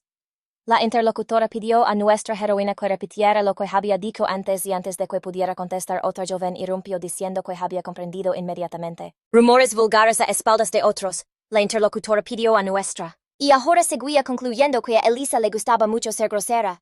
La chica de pelo rosa le dijo a nuestra heroína que estaba hablando con la prometida del príncipe y le advirtió que cuidara su lenguaje. Entonces Eliza replicó que si no se equivocaba, aquí solo había una duquesa y ella ya tenía el apellido de su esposo a diferencia de Rosa Feliz. Después nuestra heroína recalcó que en realidad alguien más debía cuidar su lenguaje ayudando a todos a entender que se refería a la novia del príncipe y solo después a las demás. En cuanto Eliza abandonó esa compañía, las muchachas comenzaron a consolar a la novia del príncipe y a insultar a nuestra heroína comparándola con su esposo, a la prometida del príncipe y solo después a las demás. En cuanto Eliza dejó esa compañía, las jóvenes comenzaron a consolar a la prometida del príncipe y a insultar a nuestra heroína comparándola con su esposo. Y la joven se volvió hacia ella y añadió que no solo eran feas sino que además disfrutaban del chisme. Por esos insectos y pensó que nuestra heroína estaba sola en casa así que inmediatamente fue a buscarla. Después tomó la mano de su esposa y le pidió a Eliza que no les hiciera caso pues sus palabras no valían nada. Pero nuestra heroína no pensó así y le dijo tristemente que el agua desgasta la piedra y las piedras se vuelven más afiladas. Eliza explicó a Ricardo que las palabras también afilan el corazón humano y que por eso estaba herida. Nuestra heroína le dijo a su esposo que no permitiría que dijeran tales cosas y le prometió de nuevo que siempre estaría de su lado, añadiendo que los odiaba y luego le pidió que estuviera de su lado. Eliza confesó al duque. Nuestra heroína le dijo a su esposo que no permitiría que dijeran tales cosas y le prometió nuevamente que siempre estaría de su lado. Y recuerdo que nuestra heroína temblaba pero que estaba dispuesta a luchar por él y que solo estaba dispuesta a hacerlo por él. Entonces le pidió a Eliza que se subiera a su espalda y luego le recordó que le dolía la pierna explicándole que lo había notado en su forma de andar. Pronto nuestra heroína ya estaba sobre su espalda diciéndole a su esposo que era muy atento y él respondió pidiéndole a la joven que le abrazara fuertemente por el cuello pues no quería que se cayera. Nuestra heroína pensó que él la cuidaba como a un hermano mayor y se sintió muy complacida al sentir que él la cargaba y que ella estaba calentita con él. Después de la recepción en la mansión del conde la vida de nuestros héroes finalmente continuaba como siempre y ahora nuestra heroína, fuerte por el cuello pues no quería que se cayera. Nuestra heroína pensó que él la cuidaba como un hermano mayor y se sintió muy complacida al sentir que él la sostenía y ella estaba calentita junto a él. Después de la recepción en la mansión del conde la vida de nuestros héroes finalmente continuaba como siempre y ahora nuestra heroína, Y pensando en voz alta que pronto oyó al duque responder que probablemente estaban desnudos porque afuera hacía calor. Y luego preguntó a dónde iba su esposa. Nuestra heroína se asustó mucho por esta sorpresa y el propio. Se preguntó por qué esos caballeros entraban en el patio y por qué estaban sin camisa. Estaba tan absorta en sus observaciones. Y pensando en voz alta que pronto escuchó al duque responder que probablemente estaban desnudos porque afuera hacía calor. Por la iniciativa de su esposa y de inmediato se ofreció a enseñarle explicando que él era muy bueno con la pelota. Pero Eliza ahora retrocedía y trataba de explicar que estaba hablando puramente de forma hipotética. Resulta que su esposo también era guerrero y ella pensaba que solo era bueno con la magia y enseguida escuchó la contrapregunta del duque. Por iniciativa de su esposa él se ofreció de inmediato a enseñarle explicando que era muy hábil con la pelota. Decidió que había llegado el momento de marcharse y pensó que debía huir antes de que él la obligara a aprender esgrima. Pero Ricardo se dio cuenta de que Eliza se había fijado en la belleza que había al otro lado de la ventana. Eso le hizo pensar que los magos no eran buenos con las armas. Nuestra heroína decidió que había llegado el momento de marcharse y pensó que debía huir antes de que él la obligara a aprender esgrima. Pero Ricardo se dio cuenta de que Eliza había fijado su atención en la belleza que había al otro lado de la ventana. Ahora es el momento de presentar a otro joven cuyo nombre es Thompson, quien lleva ya un año sirviendo a la casa Rublin y ha sido nombrado caballero por sus hazañas militares. Ahora ha sido elegido por el joven duque para luchar a su lado y el joven pensaba que a veces su servicio se volvía demasiado para él. Cuando Ricardo se encontró con él en el pasillo simplemente le dijo que lo retaba a un combate mañana por la tarde. And now Thompson could only guess how he had offended his master, even speculating that the young duke had waited up all night just to challenge him to this duel. Thompson informed the duke, at the appointed time, that he was ready to begin their fight. But Richard, finally spotting our heroine at the window, declared that the match must begin at once, adding that if he knocked the sword from Thompson's hands, it would signify his defeat. Thompson, wary of wounding the young nobleman's pride, decided he must exercise caution and hold back, fearing that if he won, the duke would quickly dismiss him. The knight soon concluded that the duke was no match for him in swordsmanship, but he noted the duke's agility and realized he could barely keep pace with his strikes. Thompson even began to worry about what might happen if this were a true duel to the death. Suddenly his sword was sent flying from his grasp, and our duke remarked that if it had been a real combat, he would have lost his head. Richard also added that if Thompson had merely yielded to him, he could always try again and show his true strength. Thompson replied that he had fought to the best of his ability, and then inquired why his master had challenged him in the first place. Richard responded that he merely wanted to test his knight's abilities. The duke himself glanced back towards the window for our heroine, but the young woman was gone. Meanwhile, our heroine had acquired a map of the region. He was not there. Meanwhile, our heroine had gotten a map of the area, but her thoughts were suddenly troubled by the crown prince's illness, realizing that if everything unfolded according to the original story, he wasn't supposed to pass away. She knew that in the future he would have a son whom he would despise, a son who would inherit the throne, while he was forced into a beggar's life in the slums, as his father lived in prosperity and wealth until his dying day. While he led a beggar's life in the slums, while his father lived in prosperity and wealth until his death. And she came to the conclusion that the prince was a truly vile man. Our heroine guessed that he was sick because the Rubling family was gaining strength, but the young man declined her services. He approached her and asked what she had been up to all day, but the young man refused her services. He approached her and asked what she had been doing today. She admitted to having watched him train. Our heroine then pulled the duke closer, asking about his injury, and decided to see for herself. Eliza asked with concern if the cut had healed and if it no longer pained him to move. Our heroine tried to inspect the wound to see if it had reopened, but the young duke insisted he was perfectly fine, and that he didn't need an examination. A worried Eliza told him not to push himself so hard and suggested he go to bed. But Richard moved past her to look at her map, and his wife called him over to look at it with her. Soon, Eliza located the Rubeline domains, but Richard left her to look at her map, and his wife called him to look at it together. Soon Eliza found where the Rubeline domains were located. Was unfit for habitation because it was teeming with monsters. He then showed her the location of the Akaroya Empire. Our heroine then asked him to tell her more about that land. The duke explained it was the most favorable place to live, as it was a flat region with fertile soil and a great river that flowed into the sea. He then asked why she was so curious about it. Our heroine answered truthfully that she was simply looking for a new land to move to after leaving this estate. She reminded him of the promise they had once made, which meant she would have to leave for good after their divorce. Richard immediately recalled that they had in fact made that promise to one another. He now wondered why he had ever agreed to such a foolish vow. That they had indeed promised it to one another once, and now he wondered why he had agreed to make that stupid promise. He asked her where his wife was going to live, and our heroine replied that she would like to stay in Cernetti, and explained that it had a good climate and was neither too cold nor too hot, but Ricardo thought it was suspiciously close to the estate of the Count of Arden, and he didn't like it. But summer drew to a close, and with it the brief period of peace came to an end. Shortly after, the emperor enacted a new law, but the summer came to an end, and the brief period of peace also came to an end, shortly after the emperor enacted a new law. Finally, the Alencia Empire went to war with the Kingdom of Faran on the western border. And according to the oath sworn between the great families and the imperial family, the prince was obligated to be on the front lines to raise the soldiers' morale, but as it happened, he was supposedly ill and unable to even get out of bed, let alone go to war and fulfill his duty. Therefore, supposedly sick and unable to get out of bed and go to war to fulfill his duty, therefore. With this single move, the imperial family of Cairo protected their own heir. With this step, the imperial family of Cairo protected its heir. She wondered if the emperor truly believed the duke would just leave everything behind, and concluded that Richard needed to assemble the best knights imaginable. She knew that according to the novel's original plot, her husband wasn't supposed to die in the war. But on the other hand, he had recently been on the brink of death while hunting. Eliza was deeply worried about this, even knowing how strong her husband was. Soon Richard caught up to her and immediately saw that his wife was in tears. He asked her what was wrong, and our heroine immediately begged him not to die. She promised to pray for his safe return, and then, unable to contain herself, she threw herself into the duke's arms. For a long time she clung to him, crying and repeating that she didn't want him to go to the front. A short while later, and for a long time she did not let go of his embrace, continuing to cry, and say that she did not want him to go to the front shortly after. Richard declared he would do no such thing, but he was told it was his duty, and that he must fulfill his destiny. The young duke retorted that in that case, he would renounce his right of succession and his title. Albert couldn't stand it and shouted that if he did, he would renounce his own title as well.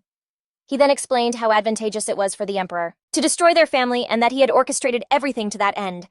The duke explained that everything in the empire was in the emperor's filthy hands, and that even his own were stained with blood from doing whatever it took to preserve the Rubeline family. He had done everything in his power to preserve the Rubeline family.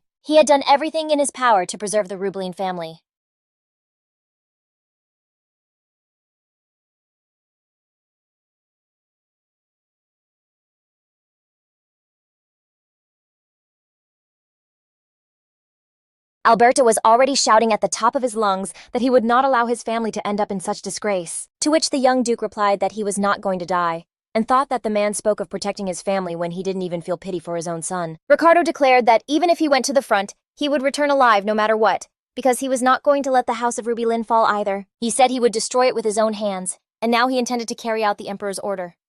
Ricardo then turned to our heroine. But the girl did not answer, thinking of her family. Alberto commented on our duke's words, saying that he was glad at least that he understood him, unlike that fool. And then the young people said their goodbyes and went to their rooms.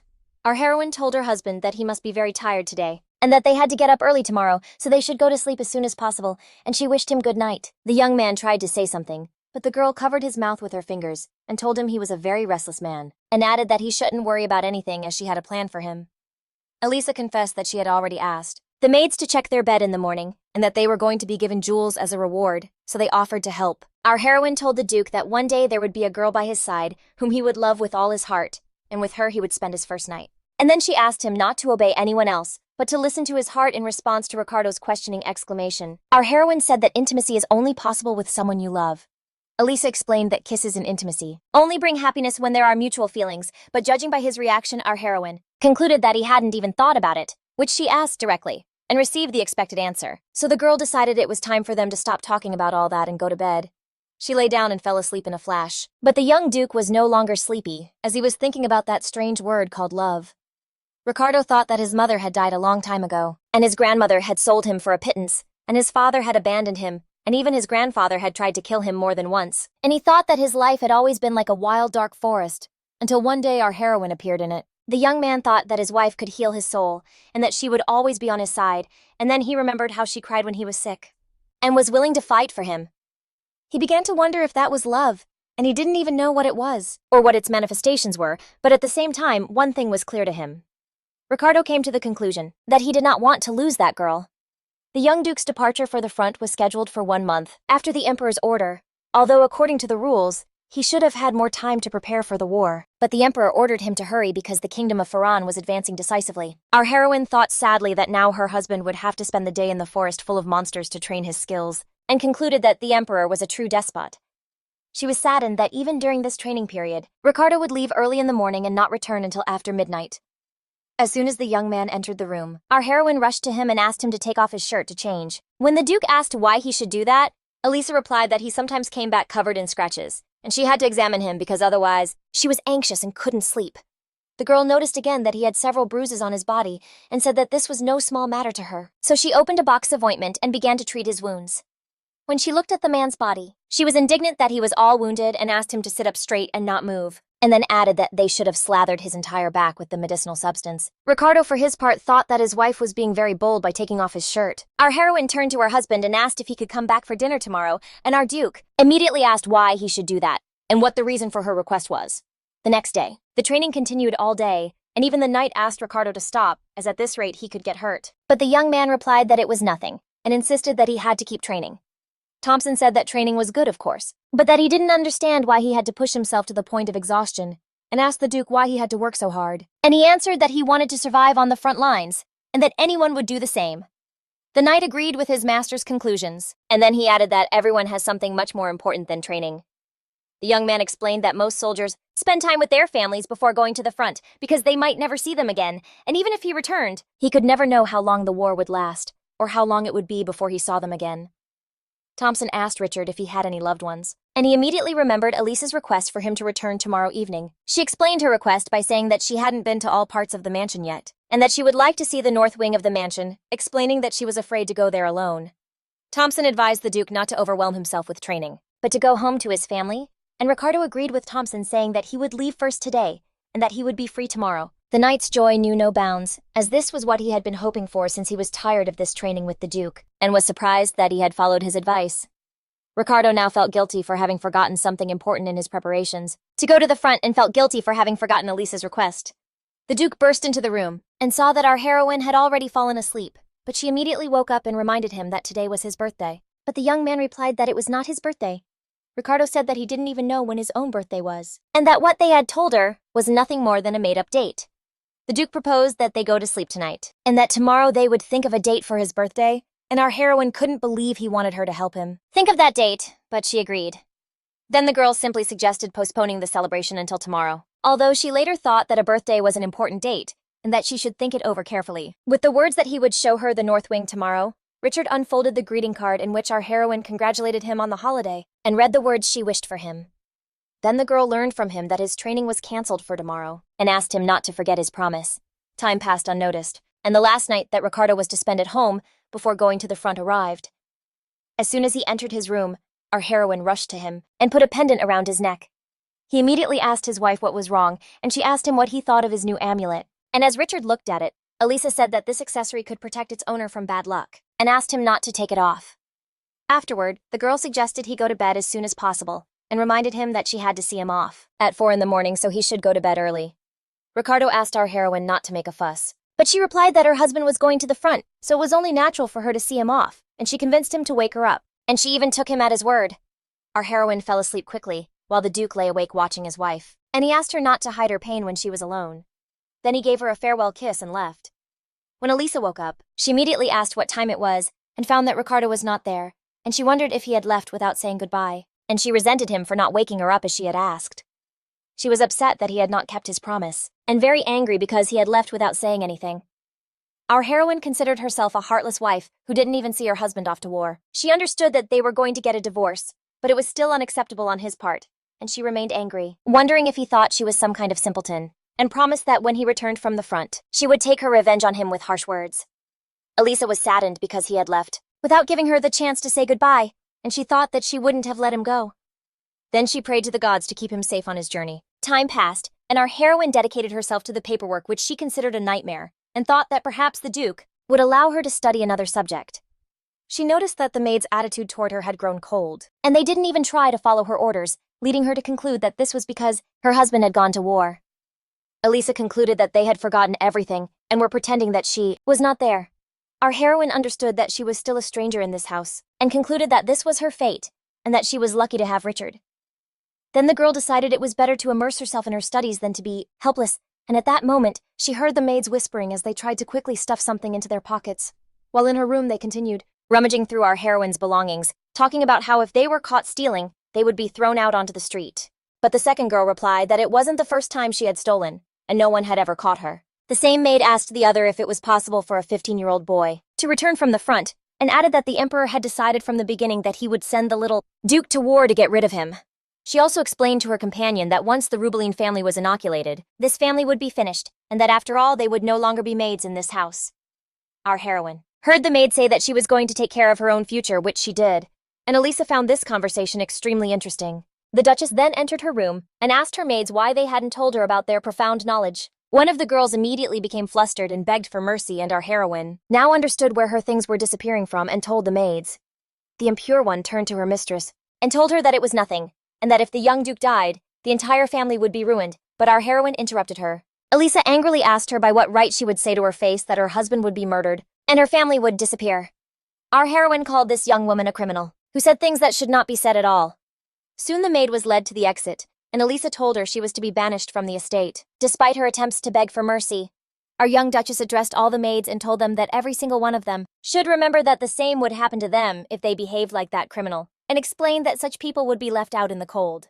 It had only been 1 month since our duke had gone to the front, but people were already whispering about his defeat, and our heroine did not like it. She was anxious to know how Richard was doing, although she knew her husband would undoubtedly win as he was very strong. At that moment, her aide ran into the room and announced the good news that Duke Richard had won his first battle. Eliza hardly knew how to rejoice, exclaiming at the same time that she was sure he would triumph. Anna asked if the emperor would reward him for his feat, and our heroine replied that he undoubtedly would, and wished for the sovereign's stomach to ache again, but this time from envy.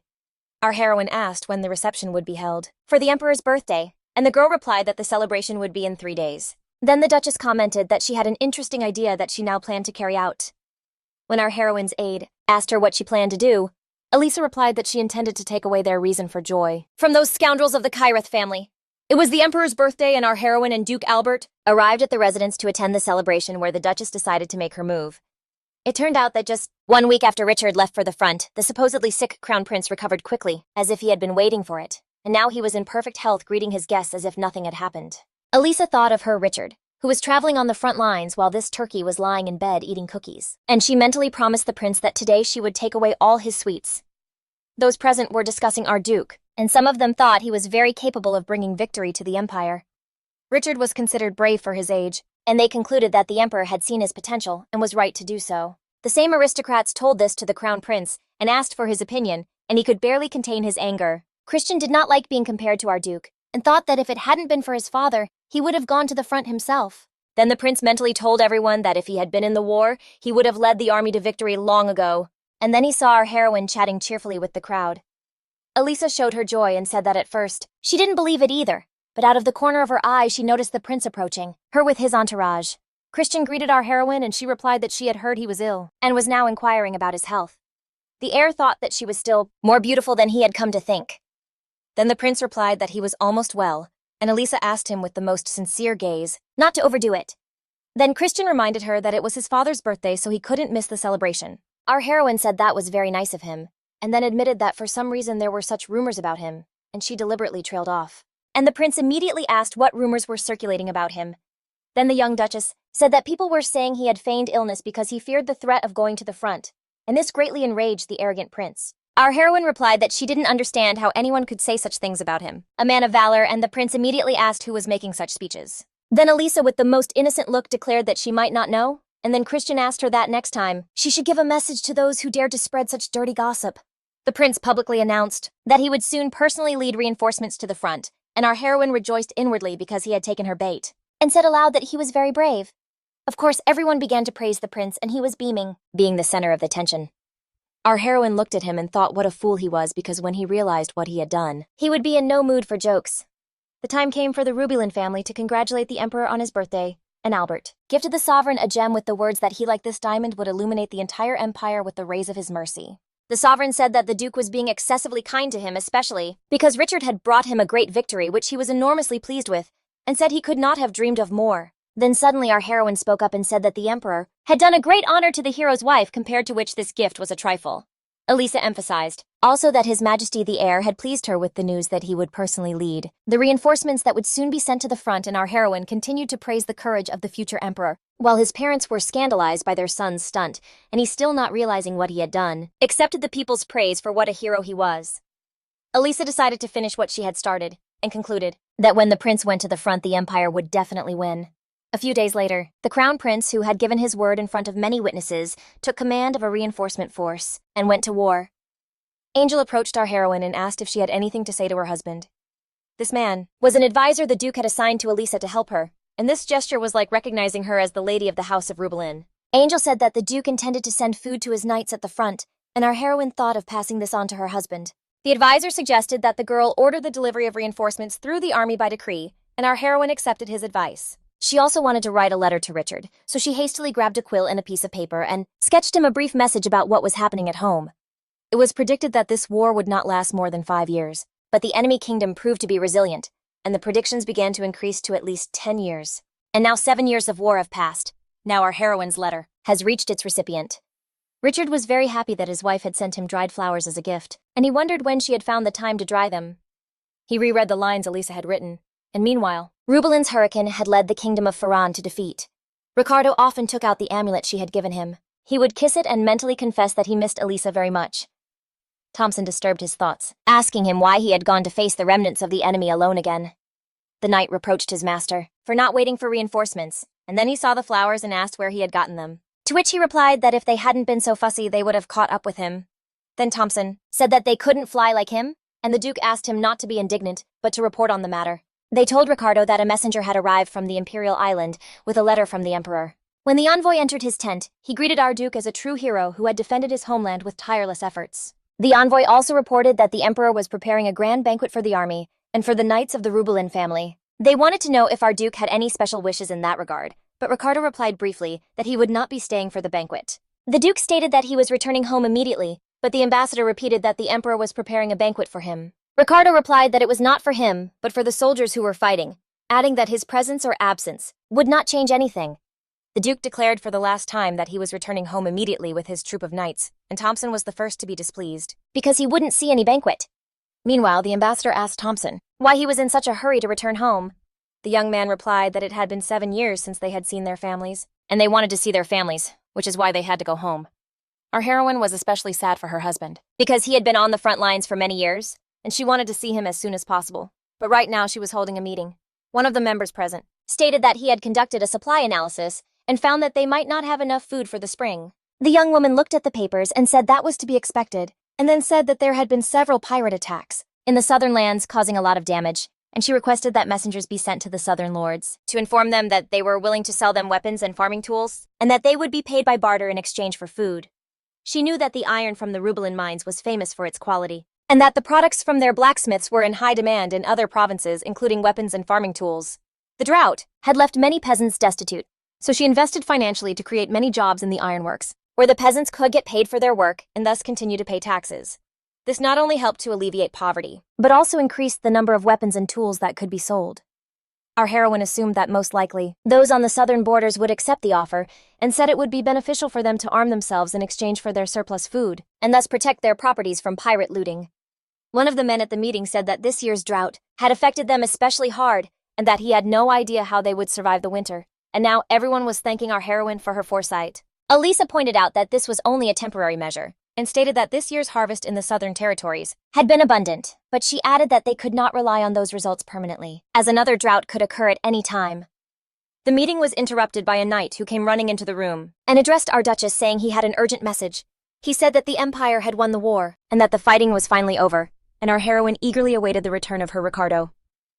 Later, Eliza received the marriage certificate and thought that the time had come to fulfill her promise. She knew that marriage in this empire was performed with the blessing of the goddess of love, and that its dissolution also required a blessing. Our heroine thought that the time had finally come to legally dissolve the marriage. The young woman had almost reached the age at which she swore to leave the Duke and his house many years ago. As our heroine got older, she decided that she would take care of the affairs of the Rubelin house until Ricardo returned, and now that the true owner of the house was returning to the estate, she decided that her help would no longer be needed. She had been told that the Duke would arrive in a few days, so she was not prepared for such a quick return, and decided she would have to quickly budget for a banquet to celebrate Ricardo's return.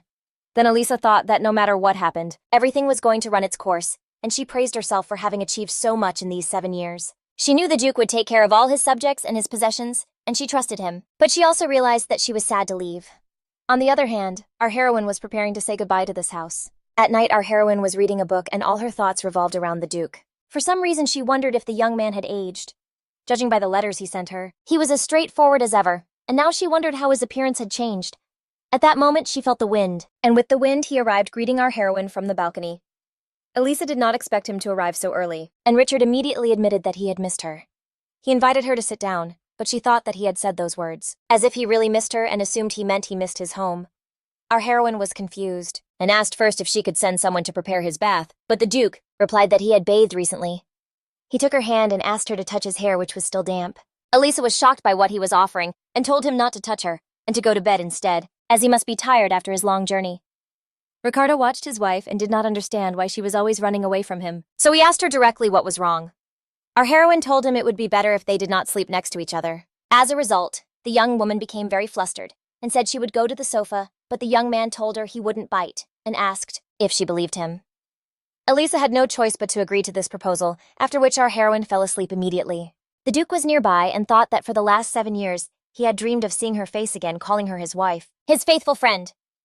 He looked at her and thought that she was sleeping so peacefully, and that she didn't even want to be held by anyone. But he kissed her hair and told her that he wished things were different. The Emperor meanwhile met with the Marquis de Feliz, and they talked about our Duke's return and how he could declare himself head of the Rubelin family. They also said that today they had seen a huge whirlwind of a storm, and that it could very well have been Ricardo, which meant he was already on the estate, to which the Marquis suggested that they should not jump to conclusions.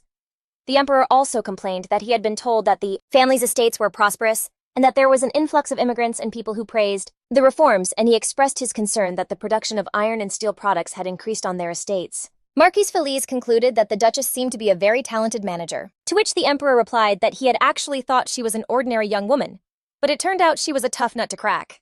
It is worth mentioning that when Duke Alberto retired due to illness, it was the young Duchess who became his deputy. During the time she was in charge of the duchy, she reformed many sectors and increased the treasury, thereby doubling the influence of the Rubelin family throughout the entire region. The Marquis de Feliz said that if this continued, their plan would come to an end, and he stated that something had to be done immediately. He offered to take the reins of the matter, stressing that he had already made prior arrangements. In the morning, our heroine asked her assistant where her husband was, and the young woman replied that he and the knights would soon arrive at the estate. Eliza herself thought about what she had seen the night before, and decided that such realistic dreams don't happen. Then she thought that anything was possible, but then she remembered that when she woke up, he was no longer there. Shortly after, the butler arrived and announced that the young Duke and the knights would soon be entering the manor house, and that everyone should go down to the main entrance to welcome them. A moment later, the door opened. Music played, and it was announced that they had arrived. The knights of the House of Ruby, our heroine, looked at the Duke and thought he looked exactly the same as in her dream from yesterday. She still didn't know if it was a dream or not, and as the Duke passed by, he whispered, "Good morning." Now it seemed that indeed he had come to see her during the night, and she was very confused. Meanwhile, the butler went to see our Duke and told him that his lordship was waiting for him in his chamber. Richard immediately went to see his grandfather, telling him he had returned, and Albert, instead of greeting him, asked him why he didn't like the girls he had sent him on his behalf at the front. The Duke again defended his cause and declared that since he had returned, he must immediately conceive an heir with our heroine. The young man declared that he would not listen to such nonsense, and bid him farewell, and Albert asked how many times he had to repeat that if he gave him an heir, he could go wherever he pleased. The man asked if there was something special about our heroine, but the young Duke left without answering. The knights, meanwhile, celebrated their victory and declared that on such a momentous day, they should not hold back. Our heroine was worried about Richard, especially because she knew the Duke would pressure him again to get an heir before he could leave again soon. Thompson invited our heroine to have a glass of beer with them. The knights also proposed a toast to the excellent lady of the manor, who had taken care of her husband's estate for the last 7 years, and as a show of their loyalty, the young men also asked that our heroine make a toast before drinking, and Richard suggested that Eliza not listen to them and not give in to them. Our heroine said she was glad that they had returned home safe and sound. Eliza also thanked them for bringing immortal glory to the House of Ruby Lynn and invoked a blessing upon them, after which she raised a glass of alcohol. Our heroine drank, and our Duke began to worry if she could drink alcohol.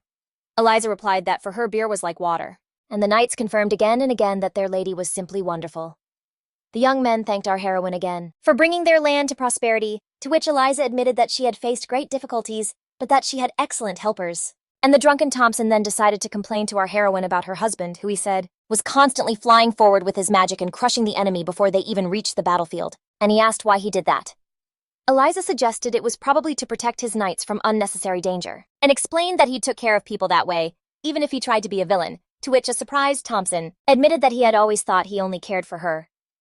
Richard, for his part, asked our heroine to stop, but she said she still wanted to drink. The girl said it was a sin not to get drunk on a day like that, and admitted that she wanted to have fun. Our heroine said she didn't have to go anywhere, and then said that if he wanted to carry her, he could, but she wanted to warn him that she was very heavy. The Duke immediately took her in his arms and declared that she was actually as light as a feather. And the knights began to shout and cheer for the newlyweds. The boys pointed out that our heroes had been separated for 7 years immediately after the wedding, so it was no surprise that they were now behaving like true newlyweds, especially since they remembered seeing their Duke pining for his wife. Richard put his wife to bed and asked her why she got drunk if she couldn't handle her liquor. The girl took her husband's hand and told him not to be afraid as she was with him, and said she was falling asleep. The Duke asked our heroine what he should do, because he could no longer sleep by her side holding her hand. The next morning, our heroine woke up with a dry throat and a terrible hangover, and then she remembered parts of the night before where she wanted to drink and have fun. And so she did. Our Duchess didn't know how to face people after what she had done, and what she feared most was what Richard would think of her for her behavior. Suddenly, our heroine found her husband coming out of the bathroom, and she pretended to still be asleep, but now he was standing there watching her intently. Eliza didn't understand why he was undressing in her room, but then she remembered that it was actually his room too. And then she mentally tried to explain to him that he was in fact undressing in front of her. Soon she heard the man approaching her and pretended to be asleep again. Richard approached our heroine and asked her how long she was going to pretend to be asleep. She explained that she was just dozing, and he took care of her immediately and brought her a glass of water. After that, our heroine said that she hadn't really done anything wrong yesterday, but the Duke replied that he wouldn't be so sure and started to laugh. A normal day began, and Eliza had a ringing in her ears the whole time, and she thought that she had crossed the line yesterday, and then she heard noises from outside and went out to the balcony to see what was happening. The men were discussing the idea of exploring the surroundings. Our heroine admired her handsome husband and thought about how he had grown over the years. She also thought his character had changed and had become kinder and even more gentle, and she reasoned that anyone could change in 7 years, and her husband was no exception. Eliza saw that the Duke had noticed her and immediately fled and hid, although she didn't understand why she was doing it. Her assistant also asked her what was wrong, and then our heroine made the excuse that she had dropped something from the book and couldn't find it. Anna told her she would look for it herself and asked her not to worry. But now our heroine claimed she had imagined it and asked her not to worry at the same time. Aaron entered the room and announced that Duke Albert was calling for her, and the girl went to him. Immediately, he told her that he may be a sick old man confined to his bed, but that it was better for her to listen to him carefully. Otherwise, the Duke threatened to have her maids killed. Albert said he would do it in front of her, and then our heroine said he did not need to take such measures, because she would keep her promise and asked that they not harm her maids. She tried to calm herself, telling herself that everything would be all right, but she was thinking of Richard and would not do anything he wouldn't want her to. Although in the original novel, they were going to conceive a child and have a boy named Heinz around this time.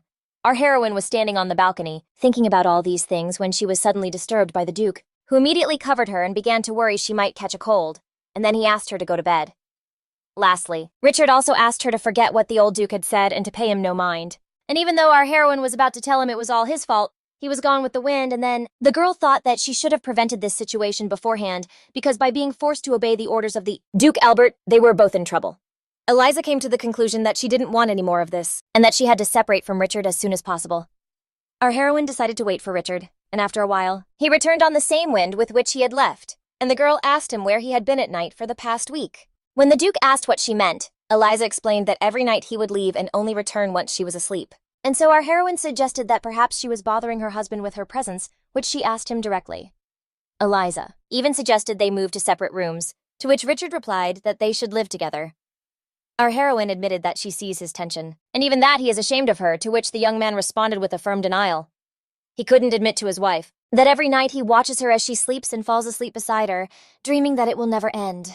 But our heroine still decided to find out for herself why he leaves if he says he is not ashamed of her. Richard said he was just taking a walk before bed, although in reality, he was just afraid that one day he wouldn't be able to control himself, but he also knew such things couldn't be said out loud. Eliza supposed that walking in the moonlight was something special, and asked her husband about it, and he asked if she wanted to go with him. As a result, our heroine did not have to ask for long, and soon she put on warm clothes and went for a walk with her husband under the full moon. Ricardo took her by the hand, and the girl in turn feared she would fall, so the young man asked her to trust him and promised he would hold her. This was not enough for our heroine, and soon she grabbed onto him, hugged him tightly, and asked if that was enough. Richard said she would surely fall that way, so he picked her up in his arms, and they went for a walk together. Soon the wind carried them very high, and the Duke asked our heroine to open her eyes and look around, and she concluded that it was fabulous. Time passed, and several weeks had now gone by since that moonlit night walk. Duke Alberto learned that there had not been a proper night between our young couple, and he flew into a rage, after which he ordered our heroine to be moved to another room. The Duke was so obsessed with getting an heir from them that he was even willing to bring another woman for his grandson. Ricardo tried to appease him in some way while still standing up to him, and in the end it was simply a matter of finding an alternative solution to the problem. Our heroine decided to speak with her husband and entered his room just as he was getting out of the shower. And embarrassed again, she asked him to cover up. Then the girl composed herself and said she wanted to talk about how they had to solve the matter with the Duke. An employee interrupted their conversation and said that the young Duke had to go see his grandfather immediately. He also added that Duke Alberto was in extremely critical condition. A doctor was also called who concluded that the situation was bad and, expressing his deepest sympathy, advised them to prepare for the worst. The Duke asked everyone to leave him alone with the Duke, as he had to be alone with him in these final moments. Our heroine had been wondering why this had happened so suddenly, and now she remembered how he had dedicated his entire life to the Empire and had tried to preserve his family. And she thought that after his death, the Ruby family would be lost. Alberto was taking his last breaths before he died, and our heroine immediately expressed her condolences. But our Duke said he thought he would live, and then explained his words, saying that he wished Albert would continue to waste his efforts in vain, and hoped his hopes would soar very high, only to then fall from that height into the abyss.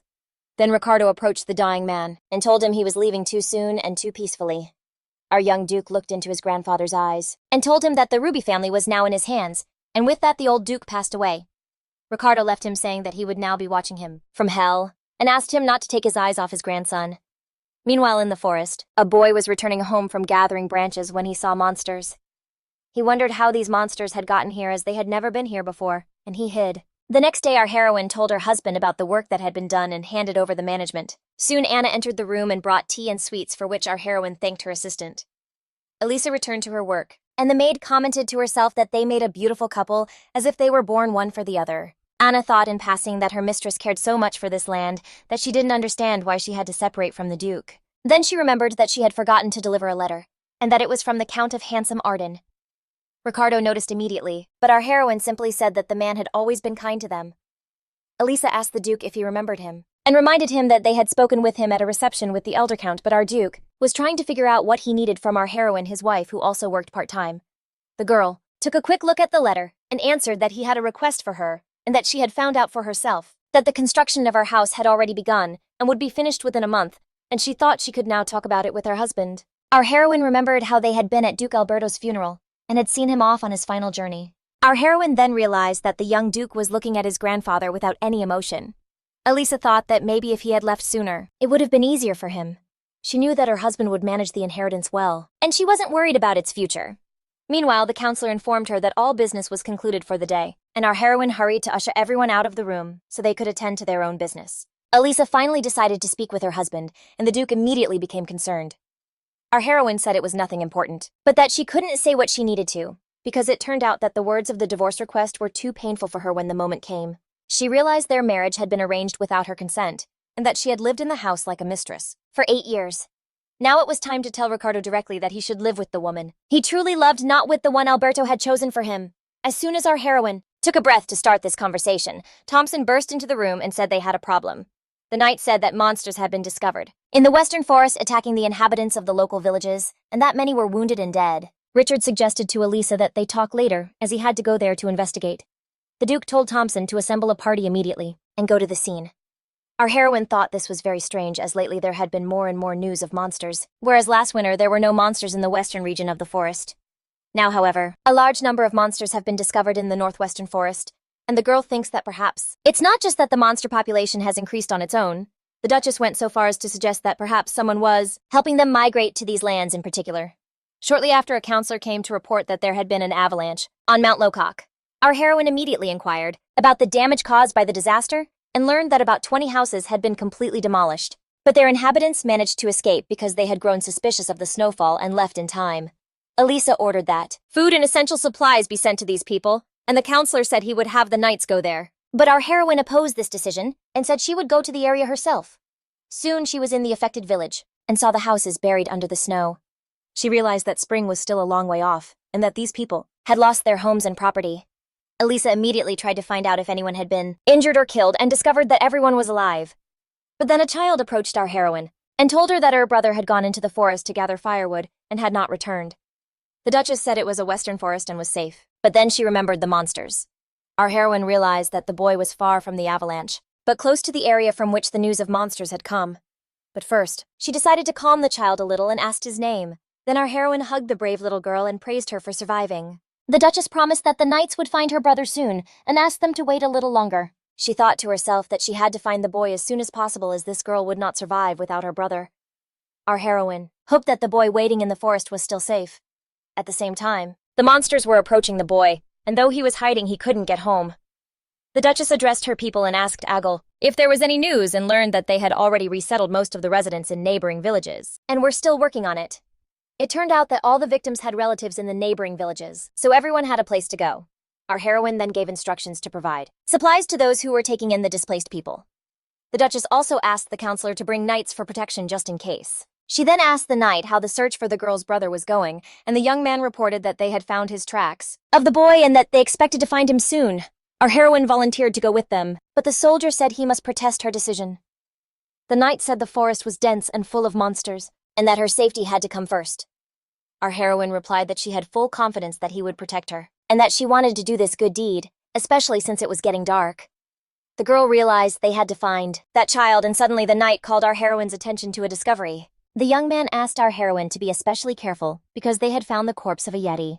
And our heroine immediately remembered that these creatures lived high in the mountains and shunned people, so she had no idea what they were doing in this area.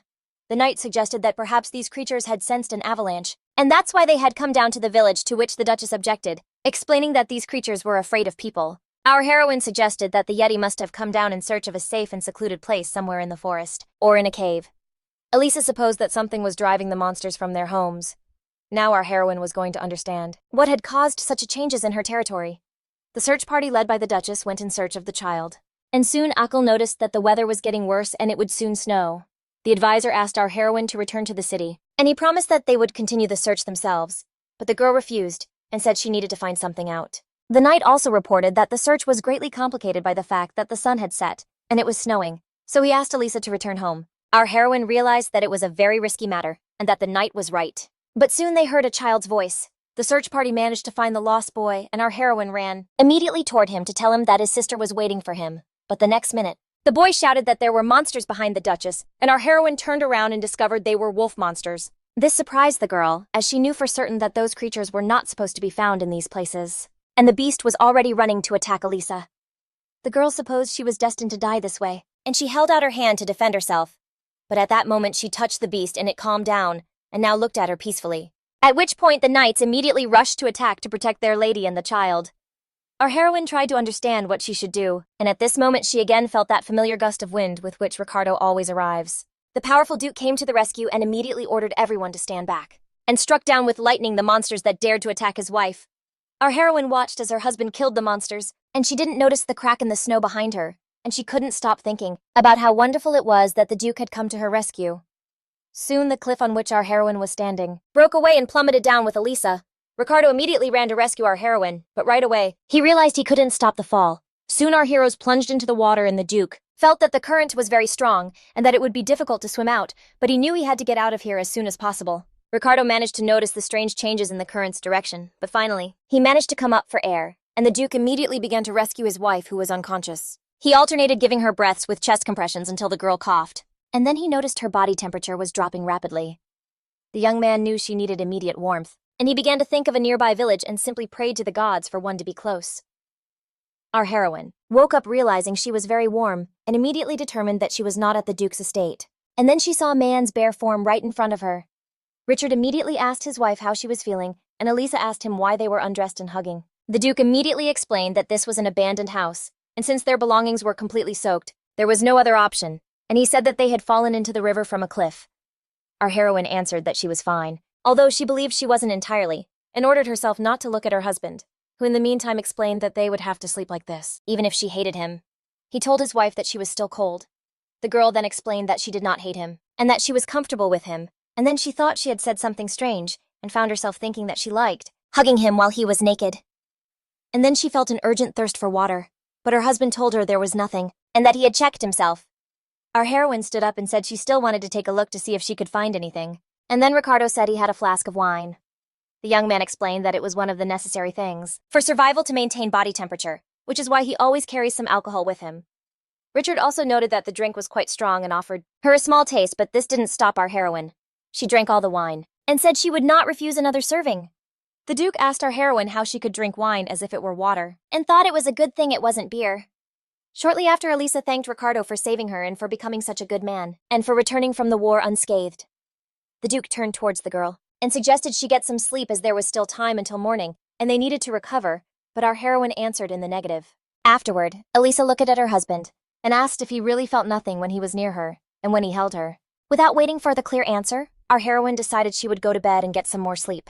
As soon as she got up to go to bed, our Duke grabbed her and kissed her. As a result, our heroes kept each other warm all night, despite being in an unfamiliar place. Richard admitted that he liked it when she asked him for something, and so he was happy to have this girl by his side.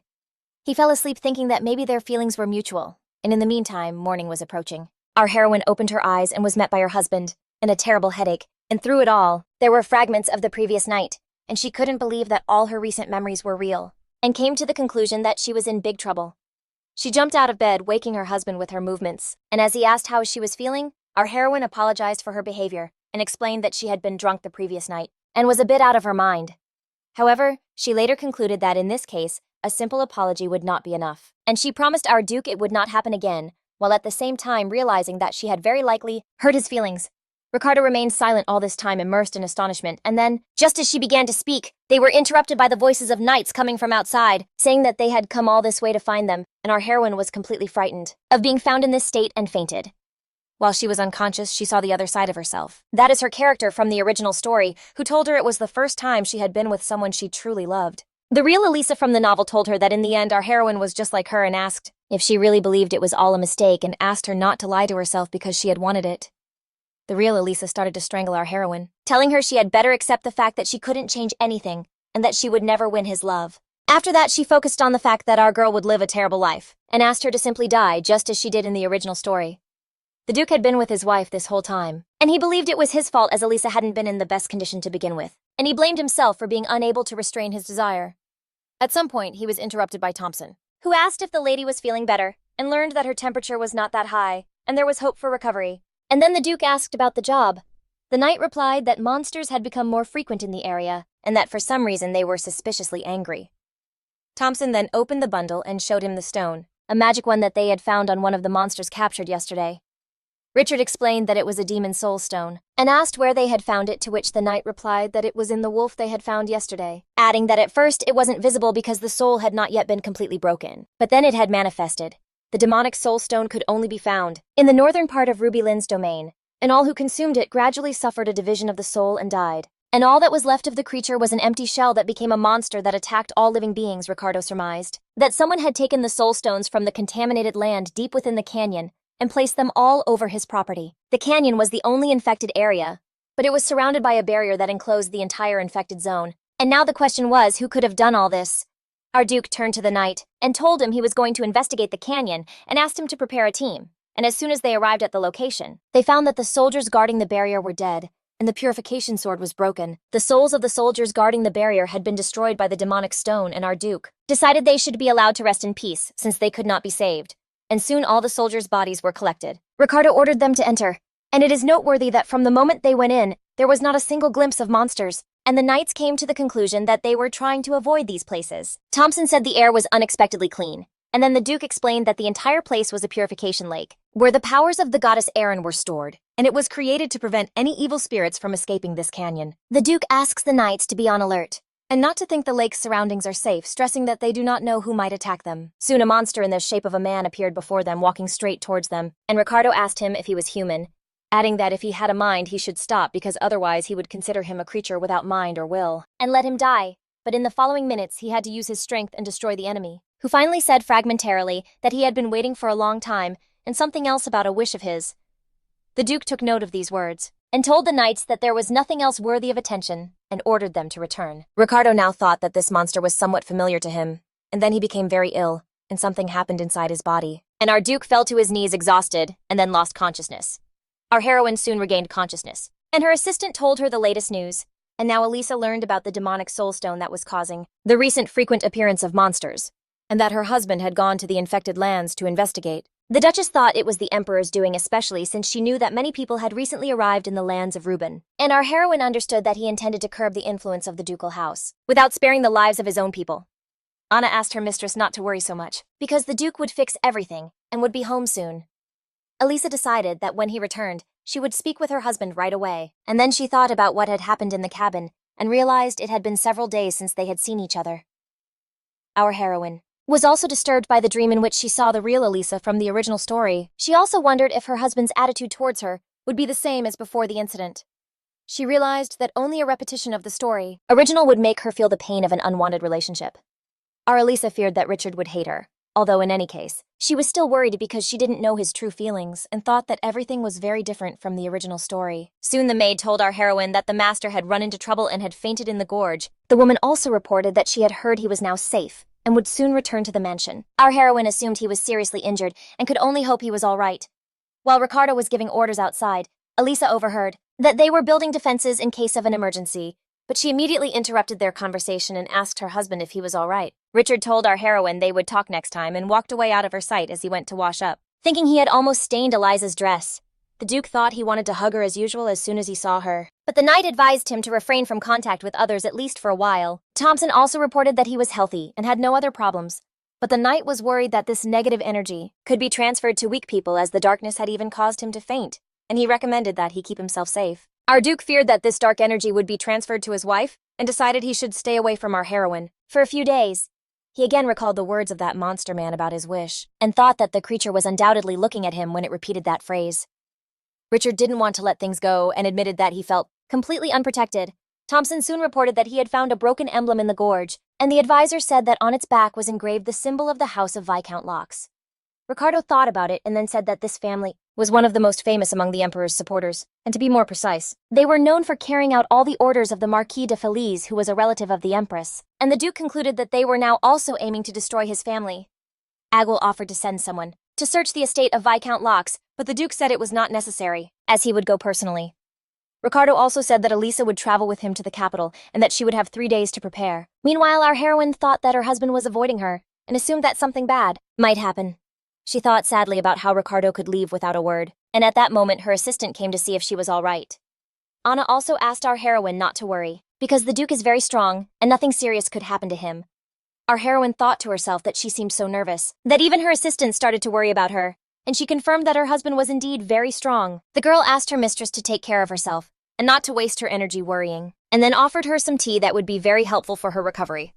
Our heroine told the maid that she wanted to have lunch at a restaurant tomorrow and asked her to prepare everything for it. Eliza decided she shouldn't keep thinking about it alone, but that it would be better to meet with Richard and discuss it with him, and she suggested that perhaps he was too busy. But the butler soon arrived and told the Duchess that the master would be dining alone for some time, and explained that he had been in an area affected by a dark energy that could affect weaker people. The butler explained that the master had decided not to get close to our heroine for the time being so as not to harm her. At night, Eliza decided to visit Richard and went to his office. She immediately told him she needed to talk to him and began by saying that she thought he was giving too much importance to what had happened between them that day and suggested it had been a mere accident. Eliza explained that they were a married couple, so there was nothing wrong with it, and our Duke was shocked to hear her say it had been an accident, while our heroine asked him not to worry so much. The Duke stood up and stressed her words that they were a married couple, and it had not been an accident, and it was of no importance, and asked his wife if she really thought as she was saying. Our heroine backed away and asked Ricardo not to mind her words, but he was already angry. The young man replied that he did not intend to worry about it and asked our heroine to simply return to her room, then adding that it was very dangerous to get close to him now, so she should leave the office as soon as possible. The girl looked at him and asked to clarify if that was really the reason. After which she said goodnight and left, and he simply sank to the floor, wondering when this girl would understand. The day of our hero's visit to the capital arrived, and our heroine's assistant was accompanying her mistress when she heard her husband giving orders to the knights. Eliza came to the conclusion that Ricardo would be traveling in another carriage and decided it was a good thing, since they hadn't had time to discuss it since then. Our heroine thought that if they traveled together now, she would feel very uncomfortable in his company. Anna noticed that her mistress looked unwell and asked our heroine if she was sick, to which the girl replied that she was just thinking but was fine. Eliza was thinking about the fact that she had to go to the capital even though it had been a long time since she had last left the great land, and she felt a little strange and even thought she would never return here again. Then she wondered if she really had to leave forever, and then she moved on to thinking that she had to prepare for her divorce.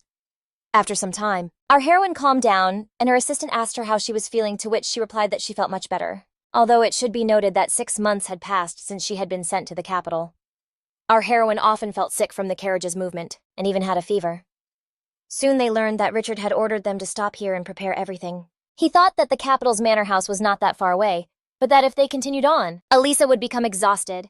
He noticed that the dark energy had already dissipated, and supposed he could still meet with our heroine, so he headed to her tent. Richard looked inside, saw his exhausted wife, and immediately told her he had arranged everything necessary for them to rest, but she replied that they couldn't rest now, because the capital was very close, and she asked him not to worry about her.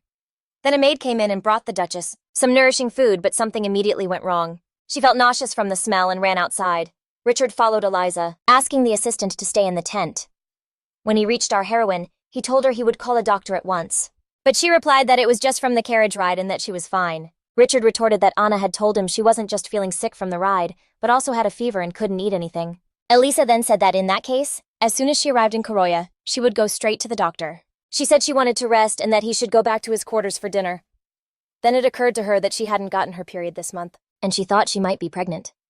Our heroine immediately remembered that Richard was planning to end his family line, so he surely wouldn't want this child and wouldn't love it. And Eliza began to worry about the possibility that she would now have to face his displeasure and hatred.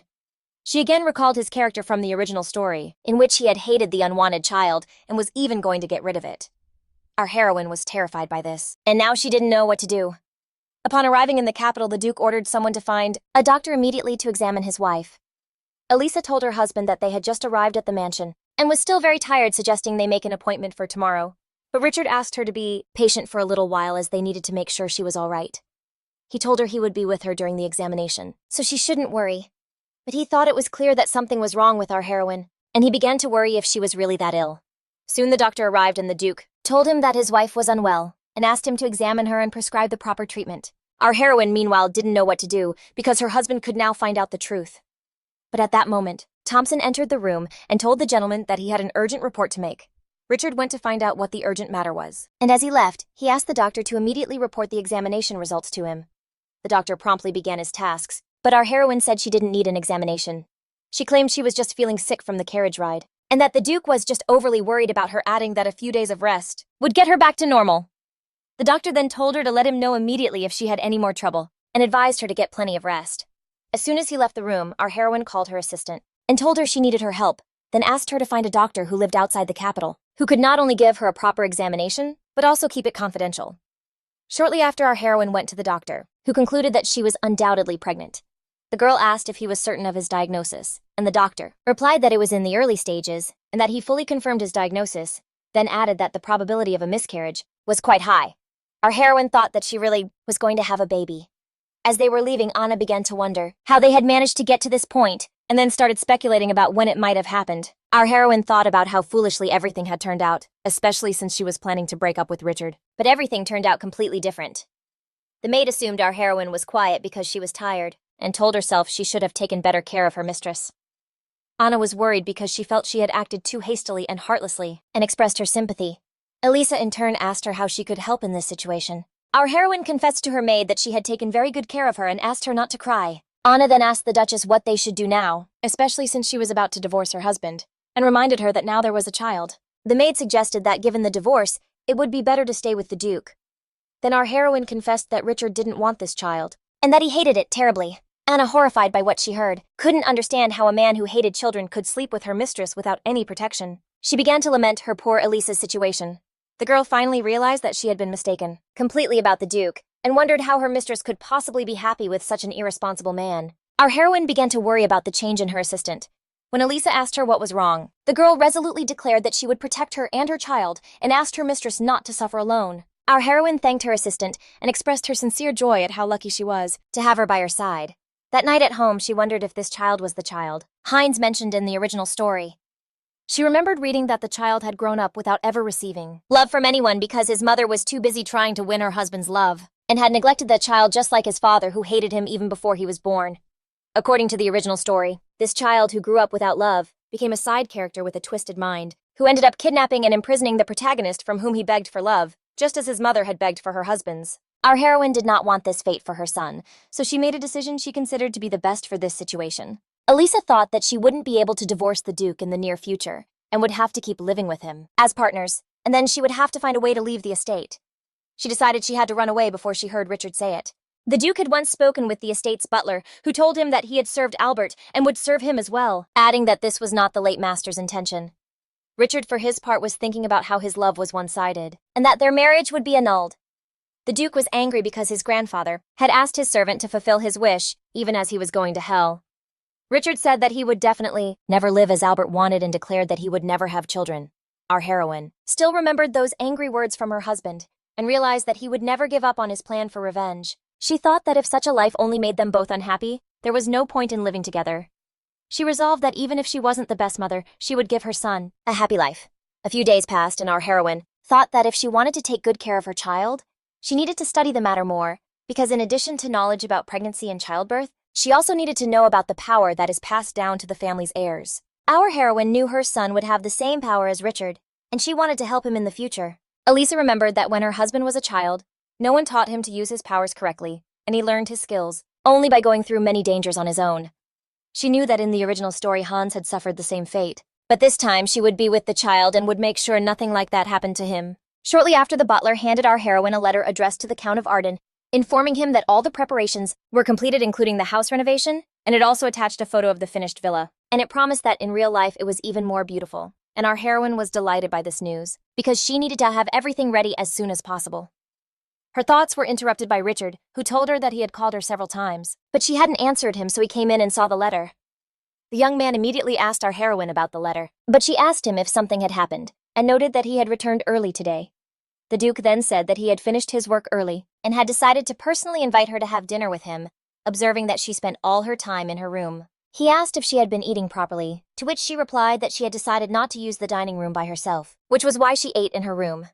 Richard suggested they eat together, for instance, today, but at the same time, he told her that she didn't look very well, and our heroine didn't know how to get out of it because she realized he would find out about her condition immediately if they ate together, and then he would call the doctor again. Eliza told him that she needed to take a bath first, and then they would discuss the matter, thinking that if she fell asleep, he wouldn't be able to do anything, and she repeated that they would eat together after he had bathed. As Richard was leaving, he noticed the letter again, and our heroine noticed it too, and then she thought that she had to talk to him about everything as soon as possible. The next day, Richard went for an audience with the Emperor, who first addressed him as Duke, and then told him he shouldn't have called him that. Richard greeted the Emperor and immediately said he feared that this incident had endangered the entire empire, which was why he had come to inform him in person. The Duke stated that he had examined the monsters in the surrounding areas and had come to the conclusion that they had become more aggressive, and then added that there were even signs that someone had deliberately placed demon soul stones in them. The young man also explained that all the guards at the gorge had been ambushed by the enemy, and the Emperor angrily declared that this was unthinkable, and reminded them that they had already overcome the danger of the gorge. The sovereign asked Richard if he knew who was responsible, and our Duke concluded to himself that the Emperor was treacherous, however. He recalled how he had interrogated the culprit, and how the man had told him he had done it to inherit his father's name, and had no idea how it would turn out, and he concluded that the Viscount had the audacity to make his illegitimate son do all the dirty work. But not even he is a match for the Emperor, who treats everything with such insolence. Richard told the ruler that they almost had the culprit, adding that if someone was foolish enough to do this, his family would always be strong enough to punish that person. The Duke also stressed that those responsible should fear his family's name, and swore that he would find the person behind this and punish them accordingly. As Richard turned to leave, he felt a strange tightness in his shoulder, and decided it was probably nothing serious. When the Duke returned home, he saw his wife, who immediately told him she had something important to tell him. Richard said it was quite late and suggested they leave the conversation for tomorrow, but our heroine replied that she wouldn't be here when he woke up, and that she would be back late, explaining that she needed to speak with him once and for all. Eliza bluntly said they needed to get a divorce, and the Duke looked at her in confusion, and then asked her what kind of divorce she was talking about. Then our heroine reminded him that they had agreed to it 8 years ago. But the young man decided that Ansel Arden was the reason for all of this, and asked about him directly. Eliza immediately said he was just a friend, and that there was no need to mention him in this conversation, saying she was asking for a divorce because of a promise made 8 years ago, to which the Duke replied that he didn't remember. He now blamed himself for having become too complacent, while his wife had remained by his side since that day without saying anything about it. Richard thought that Eliza had forgotten about the promise, and now he said he was not going to get a divorce. The Duke gave a categorically negative response, explaining that he simply couldn't do it because she was his wife, and the lady of House Ruby, and he stressed that it would always be so. Richard then told her it was very late, and that she should go to bed, after which he wished her good night, and closed the door behind her. Our heroine wondered why he got so angry at her request, especially considering this decision would be for the good of them both, and she went to bed crying, and went to bed crying.